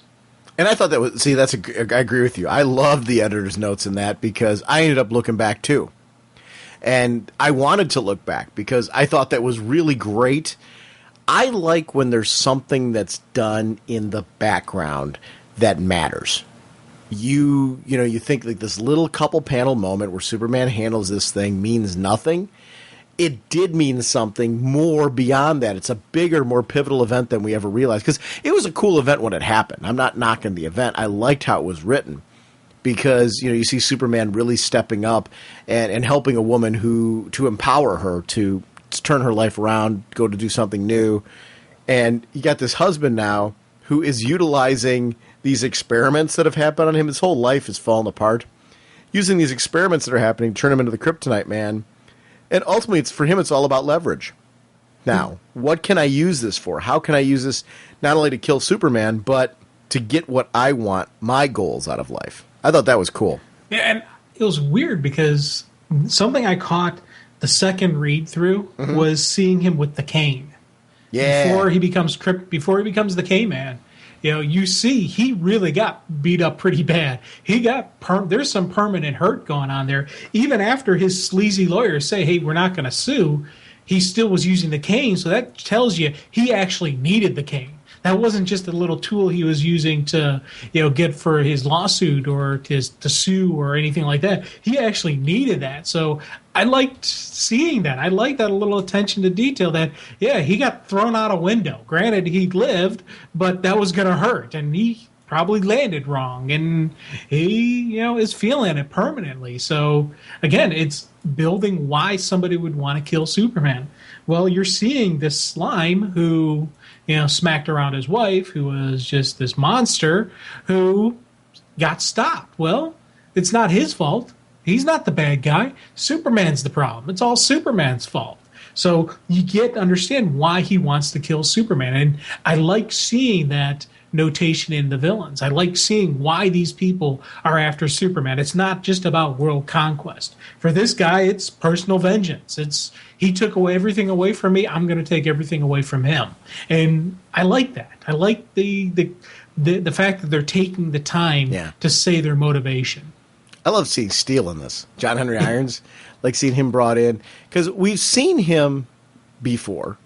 But now to see him kind of fleshed out and what his relationship was like with Superman. And I like that Superman shows some skepticism. Look at what he's been through. John Henry Irons was there during part of that.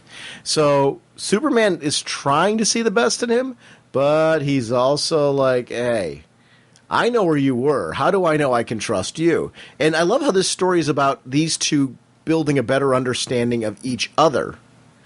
And John Henry Irons also building an understanding of how he fits into this universe and where he would be best utilized. I really liked that there was like some resolution to his direction. It'll be cool to see him again when he appears, but I really liked his usage in this storyline, especially with just the commentary on how do I know I can trust you? Because you don't normally see that with Superman, where he's being that open about those feelings of trepidation. And that was cool. Oh God, yeah. And John Henry is another one of those characters that I want to see him. I wanted to see him in the universe when they first showed him, a couple issues ago with the Bottled City. I was like, oh, cool. They're introducing John Henry. We're going to get Steel. And I didn't see them go the route they went with him. Yeah. And I was glad that, you know what? They're doing their own thing with him. They're making it, personalizing it for this universe. Yeah, he's not going to stick around Metropolis. He's going out into the world. He's going to use his knowledge. He's going to spread the tech, help everyday people, not just the local people here in Metropolis. And I thought that was a cool moment, and just a nice connection to the character. Again, it fits who he is. It fits who I think he would be and how I think he would react in this world. And that's kind of the key. I'm a big fan of, again, can you revamp certain characters and keep them the same as they were before? Yes. I feel this is totally the same John Henry Irons that I've loved before. I always liked the character. I was a big fan of Reign of the Supermen. I was a big fan of when that character was introduced. I loved his solo series. So this is a character that has some real importance to me. I like the new direction they're doing with him in this world, because this world is a little different. So John Henry's going to be utilized in a little different, but yet he still feels like my John Henry. Yeah. This is the same character. And it's, again, it's funny, you go from that kind of cool buddy moment between the two of them where they're laughing like, hey, come on, let's go out for coffee. Of course, after we decontaminate, you go right from that fun moment to General Lane and Lex Luthor. Again, one buddy cop moment to another not so odd couple. Buddy. The new odd couple. Yeah. I like how Lex uses these situations as a way to get himself in a position to get some of the things he wants, like the kryptonite. Yeah. Through that experimentation, through being able to see what Lane and his crew have. That's how Lex is able to get this kryptonite man going. I thought that was pretty cool. I like Superman catching the crane a little later on.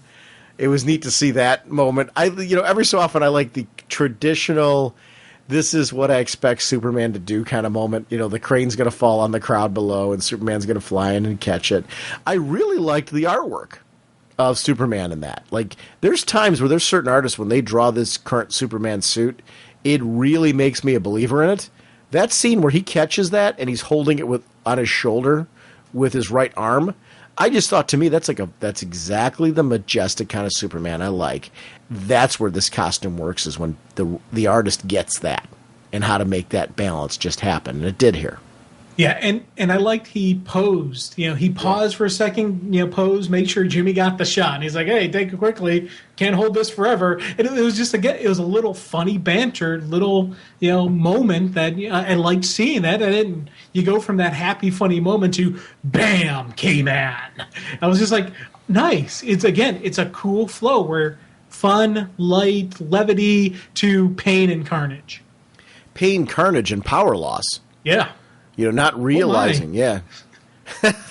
Pain, carnage, and power loss, oh my. Oh my. Yeah.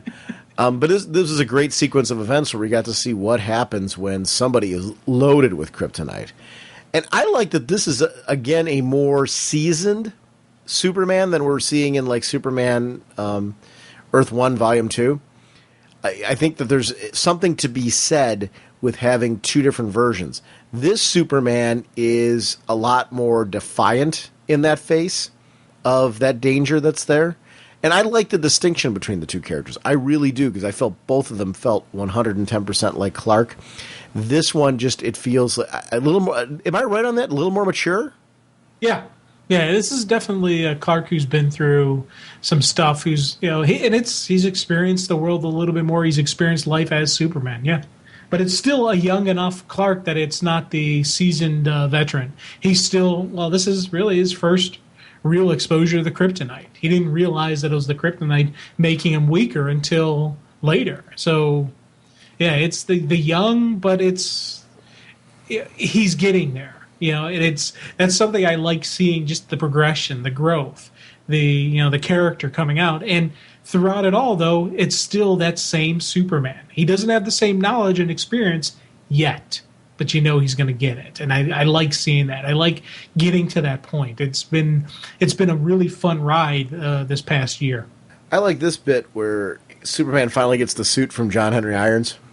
That kind of teamwork between the two, where Superman, I've always liked the Superman that isn't afraid to get a scientific consultant to help him become more efficient, more powerful in the face of enemies that maybe do have his number, especially like the Kryptonite Man. And that was something that really stood out for me as being pretty cool. Well, just that whole sequence of, Steel showing up.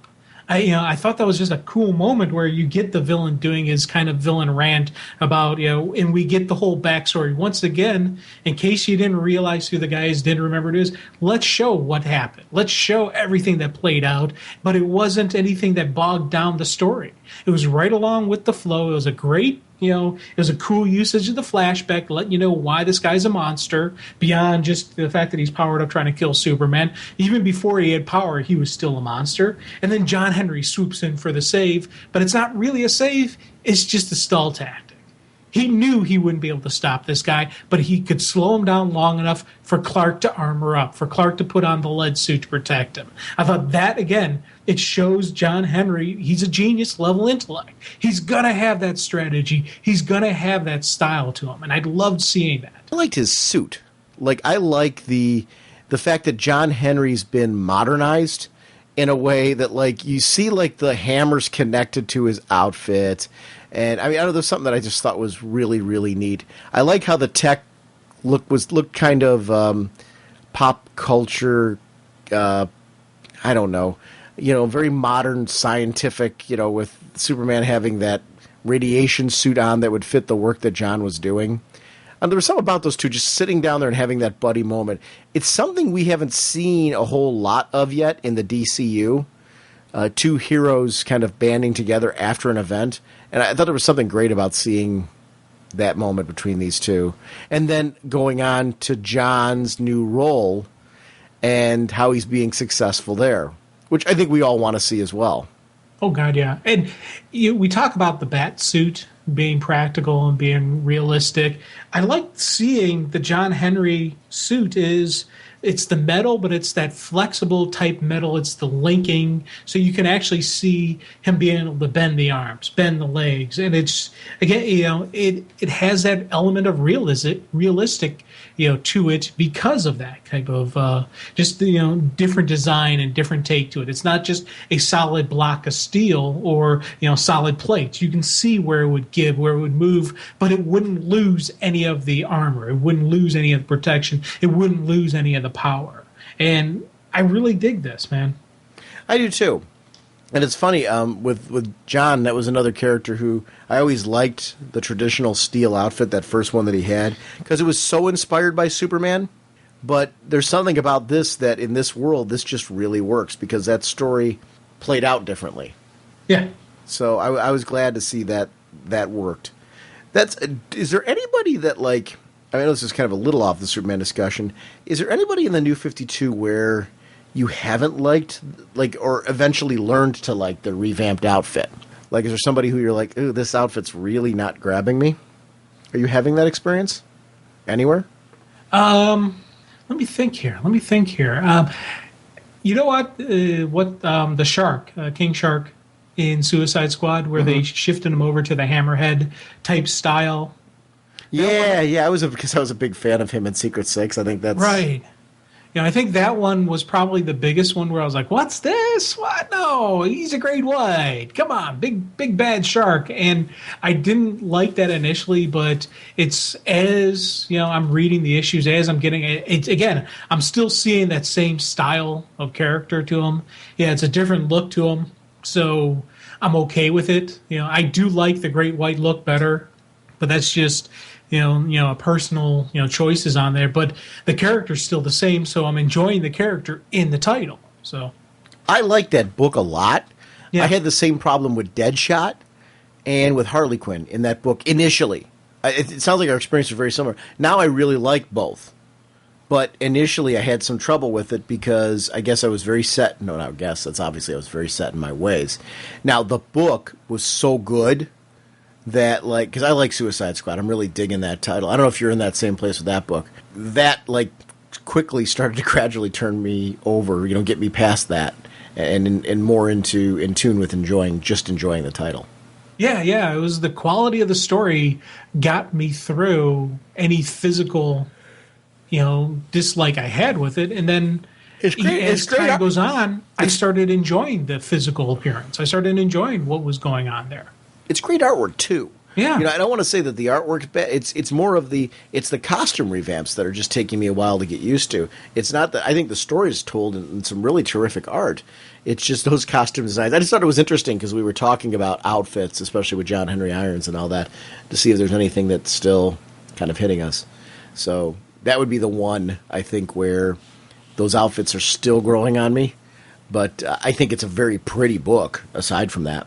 Yeah, it's funny that you say that it's a good book. It's beautiful artwork. I enjoy the artwork, but it's just the character, just the costume, is throwing me. Now, I didn't really have an issue with Harley or Deadshot as much because I've seen different versions of the Deadshot costume. So when they revamped it again, it didn't throw me off too much. And Harley is Harley, so I'm like, seeing her a little bit tweaks here, changes there, I was cool with it.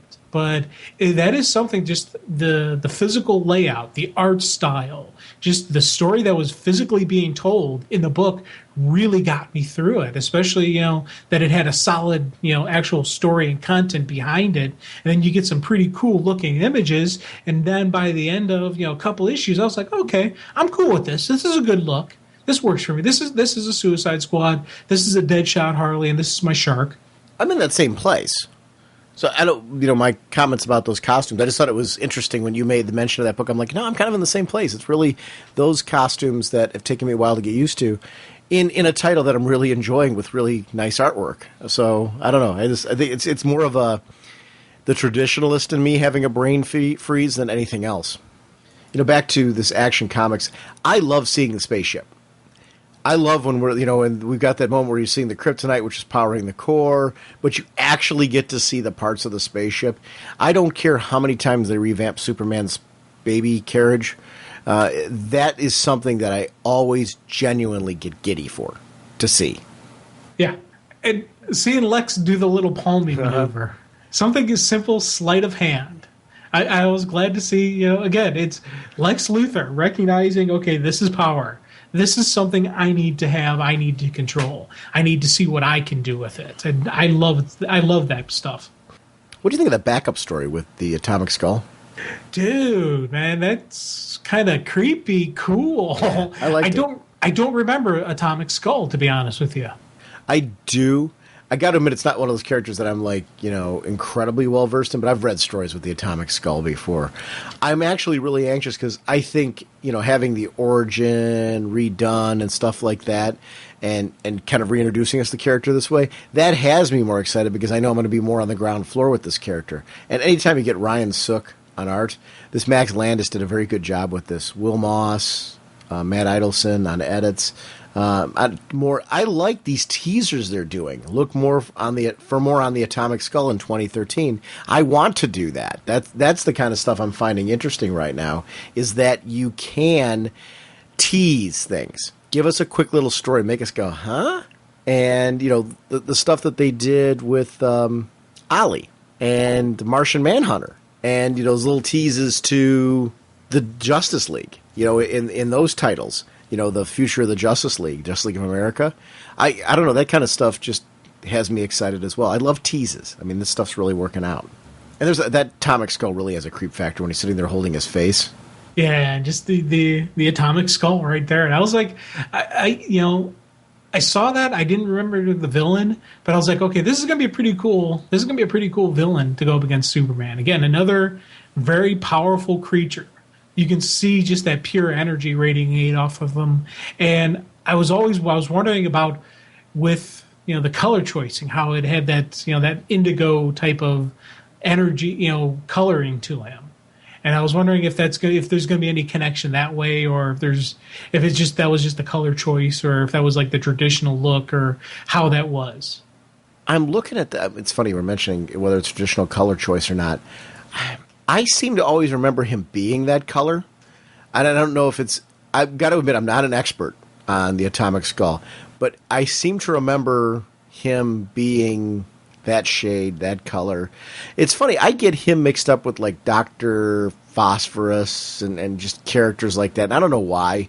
I just tend to get a lot of these characters mixed up. I want to know more.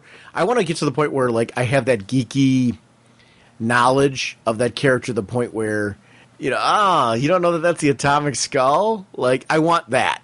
I want to be in that place with it, and I'm not. I'm so not. But that's why I'm excited for 2013 to really feel like I'm going to get to know that in the DC universe now through this story.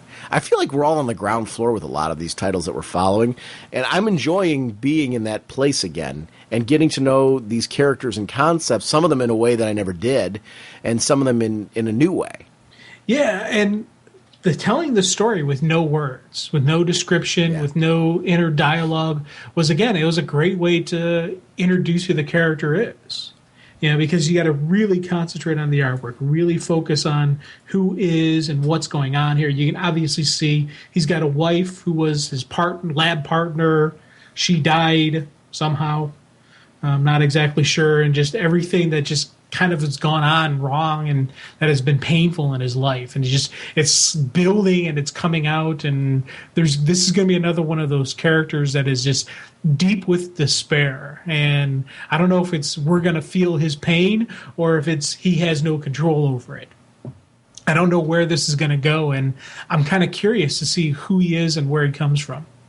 And I like that mystery. This is a way that I think DC's succeeding right now. I really like these kind of teases. Now, the ending of K-Man with him and General Lane, and he's saying, hey, we can maybe help each other out. With that final scene with him, with K-Man saying, hey, you want me to help you? You got to find my wife first. Do you think General Lane will sell out the innocent wife to the monster? Just to be able to kill Superman. Depends on how much conviction he has in that. Yeah. I don't know. Or would he make him think that he is? Yeah, could he be setting up the double cross, which in the end could end up being General Lane's problem. where he says, yeah, here she is, we got her, we got everything covered, but you got to do this, and the whole time he never got, so it could be a giant double cross, which you could come back and bite him in, the tail. So yeah, it's that I think is going to be a good defining moment of General Lane. Will he put this one innocent person's life in jeopardy just so he has a way to kill Superman? There's times in his career where he would have. Hey, you know what? And there's a lot of mindset in with military where, the needs of the many outweigh the needs of the few or the one. You make that one sacrifice to save millions, and to have a way to stop this godlike creature, may be worth that one sacrifice. Yeah, I'm not saying it's right. I personally disagree with that, but there's a lot of people with that mindset. There's a lot of people who think nothing of that, line of thought, that, progression. It's what's the Thomas Jefferson line, the tree of liberty must sometimes be watered with the blood of patriots. Sometimes you got to make that sacrifice. And, will Lane do that? Will Superman call him out for that? All these different possibilities are running through my head just from those couple panels, and that's something I'm like, yay! Looking forward to 2013, man. Looking forward to how this plays out. Yeah, it's a great time to be a Superman fan. I think this year is going to be a very big year for Superman. Hey, Sean and Jim, it's Noel from Chicago. Just listened to the Lantern episode and got a few comments. As far as the power source of the Third Army, isn't that pretty much, it was, grown out of the blood of the Guardians themselves, but it's also, I think the core of it that links them is the First Lantern, the one that they have in the cage. Now, as far as the identity of the First Lantern, this is a concept that I had, and then actually I heard it also on the podcast of Oa. They had the same idea. What if it's Kyle Rayner? Right now, how he's kind of channeling all the different cores and all the different spectrums of energy. What if this is like a future version of Kyle that has somehow been time looped or something, where he is all white because, the spectrum of colors, you combine all of them and it becomes a white light. So what if this is like some type of a future version of Kyle? So he's going to be the linchpin to stopping this Third Army. And as far as, is there any of the souls of the people that are turned into Third Army soldiers left? The only thing I'm concerned with is they keep their eyes, and if the eyes, philosophically are the windows to the soul, maybe there is still a little piece of them left. One other comment I had that people keep calling in about, like how good the Arrow show is and, this and that, and I completely, wholeheartedly agree. But the one thing I'm concerned with, why isn't the comic book industry doing more to promote new comic book readers? I mean, obviously DC has completely relaunched with the new 52. You've got Marvel that's doing the Marvel Now, which is, a soft relaunch to, have new starting on points. And I mean, you've got a summer where the amount of money the Avengers made, you've got Amazing Spider-Man, you've got the Batman films, now you've got Arrow. Why aren't the comic book companies taking advantage of this and having it like, when you're walking out of the Avengers movie, having the people at the movie theater hand out a free Avengers comic or hand out a free Batman comic? Yeah, I know there's free comic book day, but if you go to a comic book shop and ask the people that work there how many new faces you actually get on a new comic book day, it's normally the same people that are always in there, and maybe they also just bring their kids. So you're really not expanding your reader base like you could be. Like, how many, all the tickets that were sold to Avengers, if everybody that left there was given a free Avengers comic, maybe it would spark some new interest. That's really all I've got to say about it for right now. And then as far as, the fate of the Guardians, I'm wondering I'm not sure about them living or dying, but what if by the end of this Rise of the Third Army, the new Guardian title is exactly that? What if it's more of a council that's kind of, spearheading the universe, where you have a member from each core that gets a little bit of a say? I mean, we've already seen in that book so far that, the core members can all work together when need be. That would be an interesting way where everybody gets their say to make sure that, their own specific color isn't being left out. That's about it. Let me know what you guys think, and I'll talk to you later. Bye. I don't know why I think this, and I don't know that I necessarily truly think this. When it comes to like that first lantern, I don't know why I keep going back to Abin Sur, and I think it may be just in my mind because he was the one that gave it to Hal. I always think, well, he was the first lantern. I'm not saying I necessarily am like lock set on that theory. It's just kind of that's where my speculation goes a lot of times. I've heard a lot of theories that I think are. Do you have any theories on who the first lantern is, and is it somebody big? Do you? You know what? I didn't have any theories on that. Yeah. But I really like that Kyle theory. I like that idea and that concept that it's a future version through time. The one thing I was thinking about, and I don't even know if the character is in continuity anymore, but that little kind of green imp type thingy that we saw in Legion of Superheroes. Oh, yeah. I was thinking maybe that entity or whatever that was could be, Well, that might be a bit of a I don't know. That might be a bit of a stretch, but we'll see. Yeah, he was the only thought I had, but I like this Kyle. I like the future Kyle theory. Or the other thing I was thinking is, what if it's not a Kyle combined, but what if it's the entities combined? Because the entities have all disappeared, haven't they? I think. So what if they're combined and they're being used as the power source? I don't know. Yeah, if it's all of the entities combined into one. It's a big story. I'm really liking that. I like that. I don't know. I'm like that. Like certain things, like his theory, or not. The one that he got from Blog of O, or wherever it came from. The podcast of O and those guys. They're really cool people. And one of the things that I like about that theory is that I could see the possibility of that being the case. But there's a part of me, no, not Kyle. Because of how much I think of the character of Kyle. I like this. I mean, that's good geeky discussion. Yeah. When you start looking at and that's stuff like that's why a lot of times I catch myself more often than not trying to not dispute you about things that we're clearly speculating and more just share my own passionate thoughts on it with hopefully I'm coming across as not. I mean, there's times where you and I have genuine debates because we're sinking our feet in and it's something that we're doing more than speculating on. But in this particular case, I think it's one of those where I don't know that I necessarily think it would be Kyle, but I don't think it's a bad theory. It's certainly better than mine. I'm throwing out Abin Sur just because I can't let it go. And that's really what it is. I don't feel like I have any evidence other than that I just, that's my story, and I'm sticking to it, and I don't have a good reason why. So, I don't know. I'm enjoying, you know what it is? And here's why. I'm enjoying the ride of that story. I don't feel the need to speculate about that. I'm more speculating on the fate of Hal Jordan, the fate of Sinestro. How are those two going to wind up at the end of this? Are they both going to be lanterns again? Are they going to be something else? Are they going to be back? And what does that mean for Carol? What does that mean for Kyle? What does that mean for Carol and Kyle, who seem to be developing some form of relationship, yet, am I making too much out of that? I don't know. This is stuff that's really getting interesting in these lantern books that I'm really, really having fun with. Yeah, and I don't see a relationship between Kyle and Carol. I actually see by the end of it, those two not even having a friendship. I just really? Because I think they're getting closer. I think they're getting closer, not farther away. Well, I think he's not completely happy with where she's making him go and where she's, what direction she's pushing him. So I think that is going to have could have a giant wedge in a relationship and or a friendship. Right.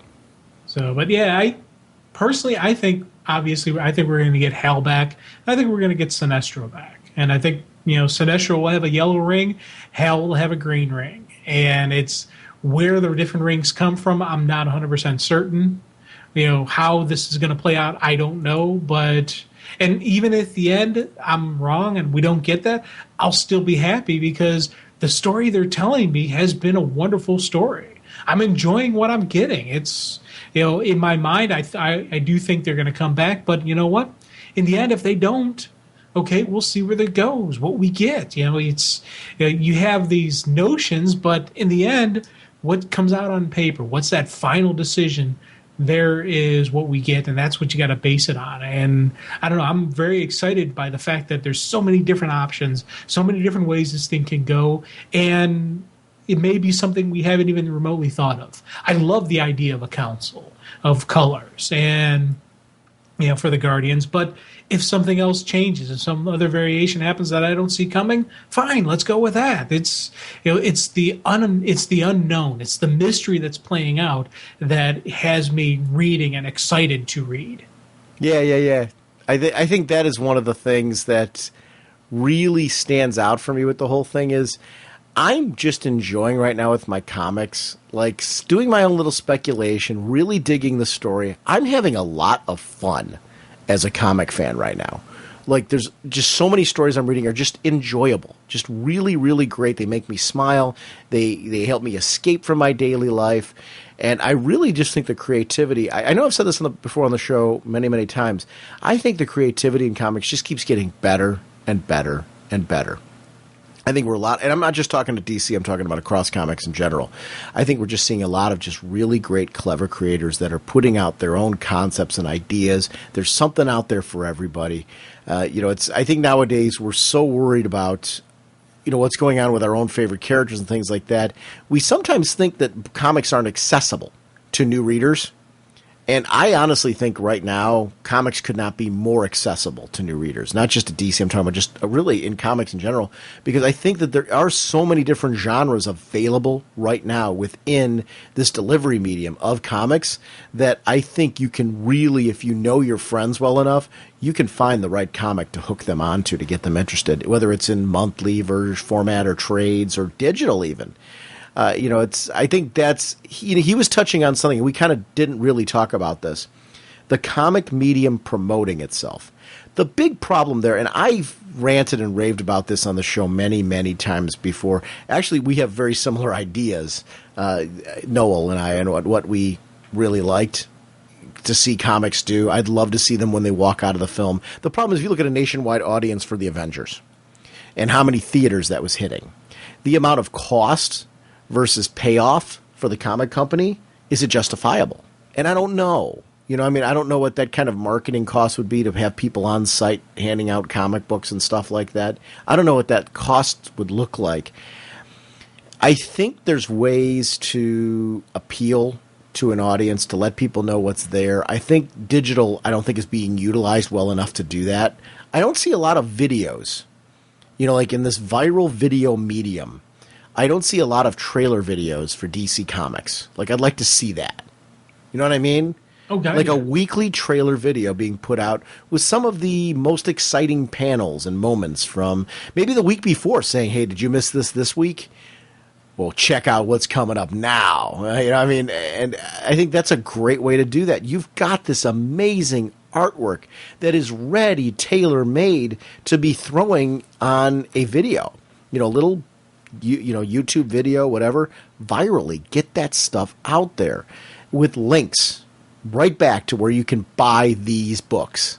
But there's got to be enough substance in it that people get a real grasp of what the titles you are presenting, even if it's just spotlighting 3 or 4 titles, that you think are going to be diverse and unique. Like Lot 13. I think that's one right now. That horror title is one of the titles. You put that up there with a couple of, maybe you market Vertigo separately. I don't know. I would guess you would do that, put that in Fables and, stuff like that and start getting them together, stuff that's going on in the Vertigo line, Sweet Tooth, and bundle those things together. I think you're going to get a whole audience that's going to jump to that.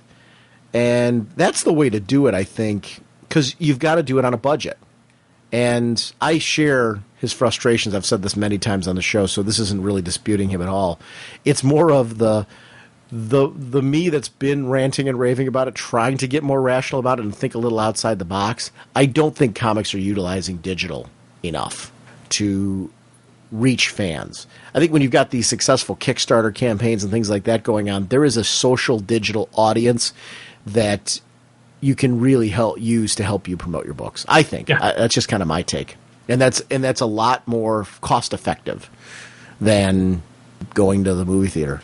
That being said, I agree with him. I'd geek out walking out of Avengers, getting a comic. Geek out coming out of Man of Steel, getting a comic.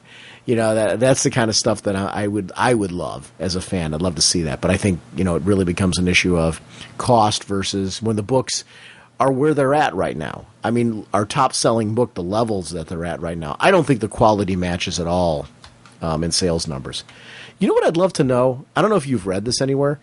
How successful is digital for comics right now? Is it just that it's there so that way, people who are pirating comics and stuff like that have a way to, if they've always wanted to read them digitally, have a legal way to do that? Or are these like digital originals? Like you didn't get a chance to read The Little Gotham, did you? Because you don't do any of the digital stuff.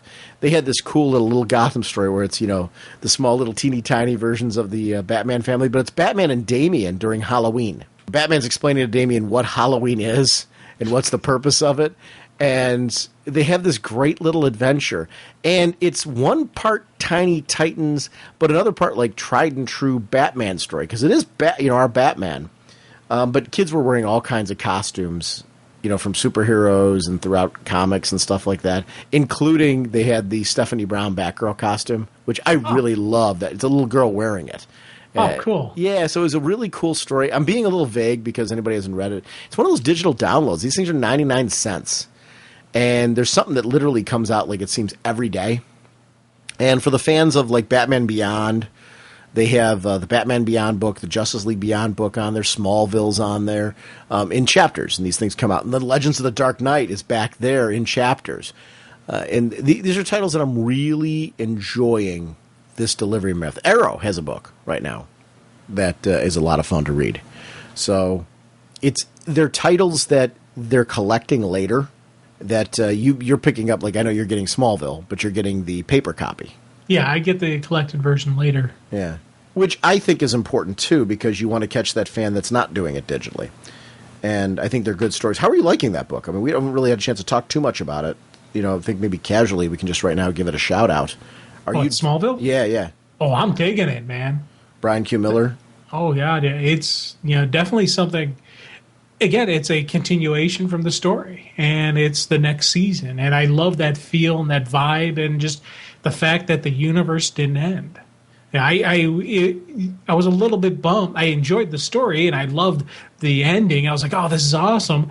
But there was part of me that just kind of like, oh, I'm not going to get my story anymore. I'm not going to get to see these characters. Well, I'm still getting to see the characters. I'm still getting to see them, continue on. And it has that same feel, that same vibe, that same energy. And it's a different Superman than what I'm getting. It's different than Earth One Action or Superman, but it's a different universe. So it's supposed to have that different feel. Are you supposed to have that? I'm sorry, I didn't mean to cut you off. Are you up to the special guest? I know who the special guest is because I saw the cover, but I haven't read it yet. Okay, I wasn't sure how you. I didn't want to spoil it for you. That's why I was using the term special guest. Can we say it? I think. Oh, go ahead. Batman. Yeah. And we finally get to have Batman meet the Smallville Superman. And it's very well handled. I'm going to stay deliberately vague beyond that because I know you haven't read it, but it's really cool in how it does it. It's very Smallville. It doesn't it doesn't feel like it has to stay to the DC continuity and stuff, but it's very similar to any of the other episodes in Smallville where we've had on like Justice Society and stuff like that, which I thought was a home run. It has all the right beats to it, which is something I'm really enjoying. Go ahead. Yeah, when I saw the cover, I wanted to jump on it, but Smallville is one of those books that I would never think of cutting it, but because it's not main DCU Prime, it always ends up getting put on the back burner because I got this title, I got this one, I got so many things that I got to read either for the show or just for continuity's sake or just to keep things going, that sometimes Smallville will get put on the back burner, and I'll read like 3 issues at a time, but it's never a negative reason it gets put on hold. It's not the continuity. I try to keep up and keep current with what's currently going on in the DCU. You and I talked about, because you talk about the stuff you read for our show and how you keep up with it. I think it'd be fun to discuss some of the things we read outside of DC. And I know we're going to talk about that episode that we're going to do. You and I had planned to do that already. But with the power outages and stuff like that from the storm, and actually I want to shout out anybody who's affected by the storm, because I know you went through some inconveniences here due to it. But if there's any of our listening audience that was heavily affected by this, I really want to shout you out. I also want to put some links in the show notes. Artist J.K. Woodward, who's does a podcast with our good friend Daryl Taylor, he lost everything, like clothes, everything. They were devastated by this. And Daryl was doing a podcast with him and, doing a shout out to try and get people to donate things and stuff. I really think one of the things I've loved since podcasting is just the generosity of the comic book community protecting their own fans and artists and things like that. So I just wanted to put a shout out to that. I'm going to put links in the show notes about it so you guys can Daryl going to obviously explain it a lot better than I do. But I've really been a big fan of his work on Fallen Angel. Just recently, he's done the Star Trek Doctor Who crossover, the artwork. Very, very talented artist. And I wanted to shout that out because it was kind of cool. But to anybody out there listening to this that's been affected, our heart's with you, and I'm sorry for anything you've gone through. It's hard to understand anybody else's situation if you haven't gone through it yourself.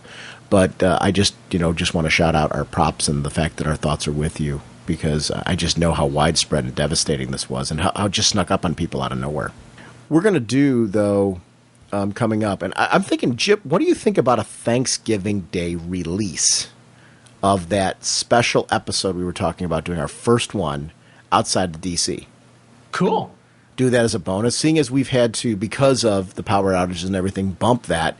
We're at that point where it's like November 5th right now. So why don't we say that'll give us like some lead time for you and me to find a time to do a recording of that. But I want to talk about things like Walking Dead and James Bond and just different things that, like, you and I threw out a bunch of topics that we want to kind of shout out, and it'd be fun to kind of talk casually about those things. It's going to be a special bonus episode, and I'd like to do those periodically. I don't know if we're going to get one in every month. I'd like to, at the very least, make it bi-monthly, that we just kind of do that for our fans that are interested in just hearing us talk about some things. And I want to do it in a way where it doesn't get in the way of our regular show. The Raging Bullets is a DC podcast. This is what, you guys are here for, to really listen to. But we get a lot of times, a lot of people saying, what are you reading outside? I want to talk about the Valiant books, which I know you're not reading, but I want to be able to give these books a shout out because I just think the relaunch of those has been absolutely stellar. And I'd really like to talk about those books. So, I mean, there's a lot of things I think you and I are going to talk about casually and just do our own little quick shout-outs to. But it's kind of a potpourri, free-for-all of whatnot. Just kind of whatever we want to throw out there and chat about. So we'll do that. Let's make it our special Thanksgiving Day release. Will be a little journey a little outside of the DC universe. It'll be everything but. The stuff that, people I think have been curious about that have been listening to us for a long time. Like, what kind of things do you guys like and are you into that you're really enjoying? And you might want to give us some shout-outs to, in and out of comics. So it's kind of cool. So does that sound good for you? That sounds wonderful. Okay. You won't get away from me this time, Buster. Once again, sponsoring this episode is DCBService.com and InStockTrades.com. Over at DCBService.com, once again, those 50% off deals this month. Things like a Absolute Blackest Night, $49.99. That's 50% off. Think about the cost. These books run $100 every time they come out, these Absolute editions. If you've never checked one of these out, you need to. These are very, very special volumes. High-quality paper, oversized. This is the way to see this artwork. So I want to shout out the Absolute editions. Also want to shout out that Star Wars #1 I was mentioning earlier, 50% off, only $149.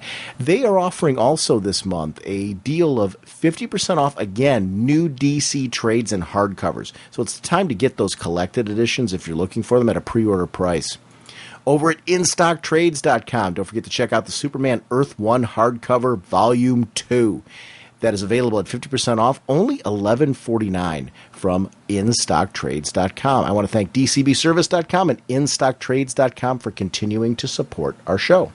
I want to shout out our show voicemail line. It's 1-440-388-4434 or Dr. Norge on Skype. That's all in our show notes and up on our website, RagingBullets.com. We love having you guys part of the show. I want to shout out our Facebook group. We're on Google+.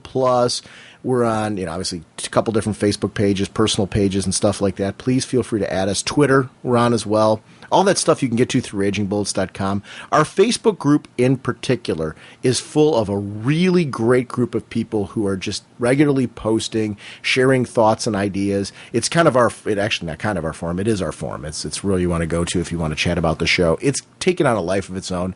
I really enjoy popping in there and hearing just the great conversations, from all around comics. Please remember that we tend to always want to cross-promote. So if you've got anything out there you think is relevant to our listening audience in and out of DC, please feel free to post them on any of our sites, because we really want to shout you guys out. People do that for us. So please use us as a source. If there's anything that I can do for you, just send me an email to ragingbullets@gmail.com, and I will do my best to get to that. Jim and I get very busy during the course of the week, but I always like to cross-promote people, so please keep bugging me until I get links and things up for you, because it's really important to us to take care of our friends. Our next episode, Jim, we're going to for sure talk.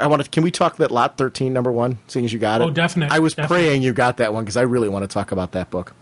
It's a great horror story. And then the rest of the Superman books we'll talk about, just to kick kind of people up to date on that. If we have time, can we talk about that Sword of Sorcery? Oh, yeah. We haven't talked about that yet, and just kind of chat about that book, because I want to continue going through these Zero issues kind of gradually and talking about where the book's at now for the ones that we didn't get when they were in Zero Month. So we're going to hit everything still. That's still in our plan. But there's been some big events that have been going on in DC Universe, some big releases that have gone on. We want to hit those too. So we're going to kind of do a balance, kind of like what we did last year, where we started off getting as many as we could in, and then when events kind of led themselves that we need to do some coverage, we kind of kept sneaking them in until we get to everything. We are going to get to every book that was released with a Zero issue. We're just going to now do it while mixing in where the title is now, which is kind of fun too. Let's get an up-to-date on where some of these titles are going. So we'll see you next week. Bye!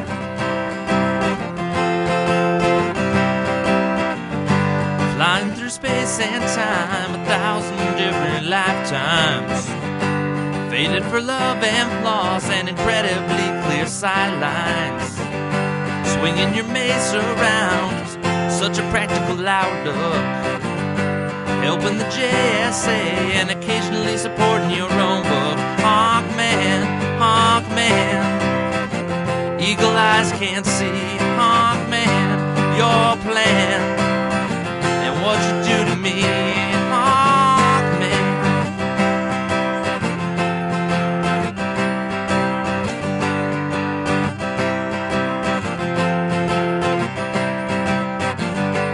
Villains are closing in, be they Thanon Guard or Egyptian. Working so hard to thwart you and Hawkgirl's mission. The odds are not on your side, and danger seems to stack up. Things would be so much easier if you would just call for backup. Hawkman, eagle eyes can't see your plan and what you do to me. Hawkman, eagle eyes can't see.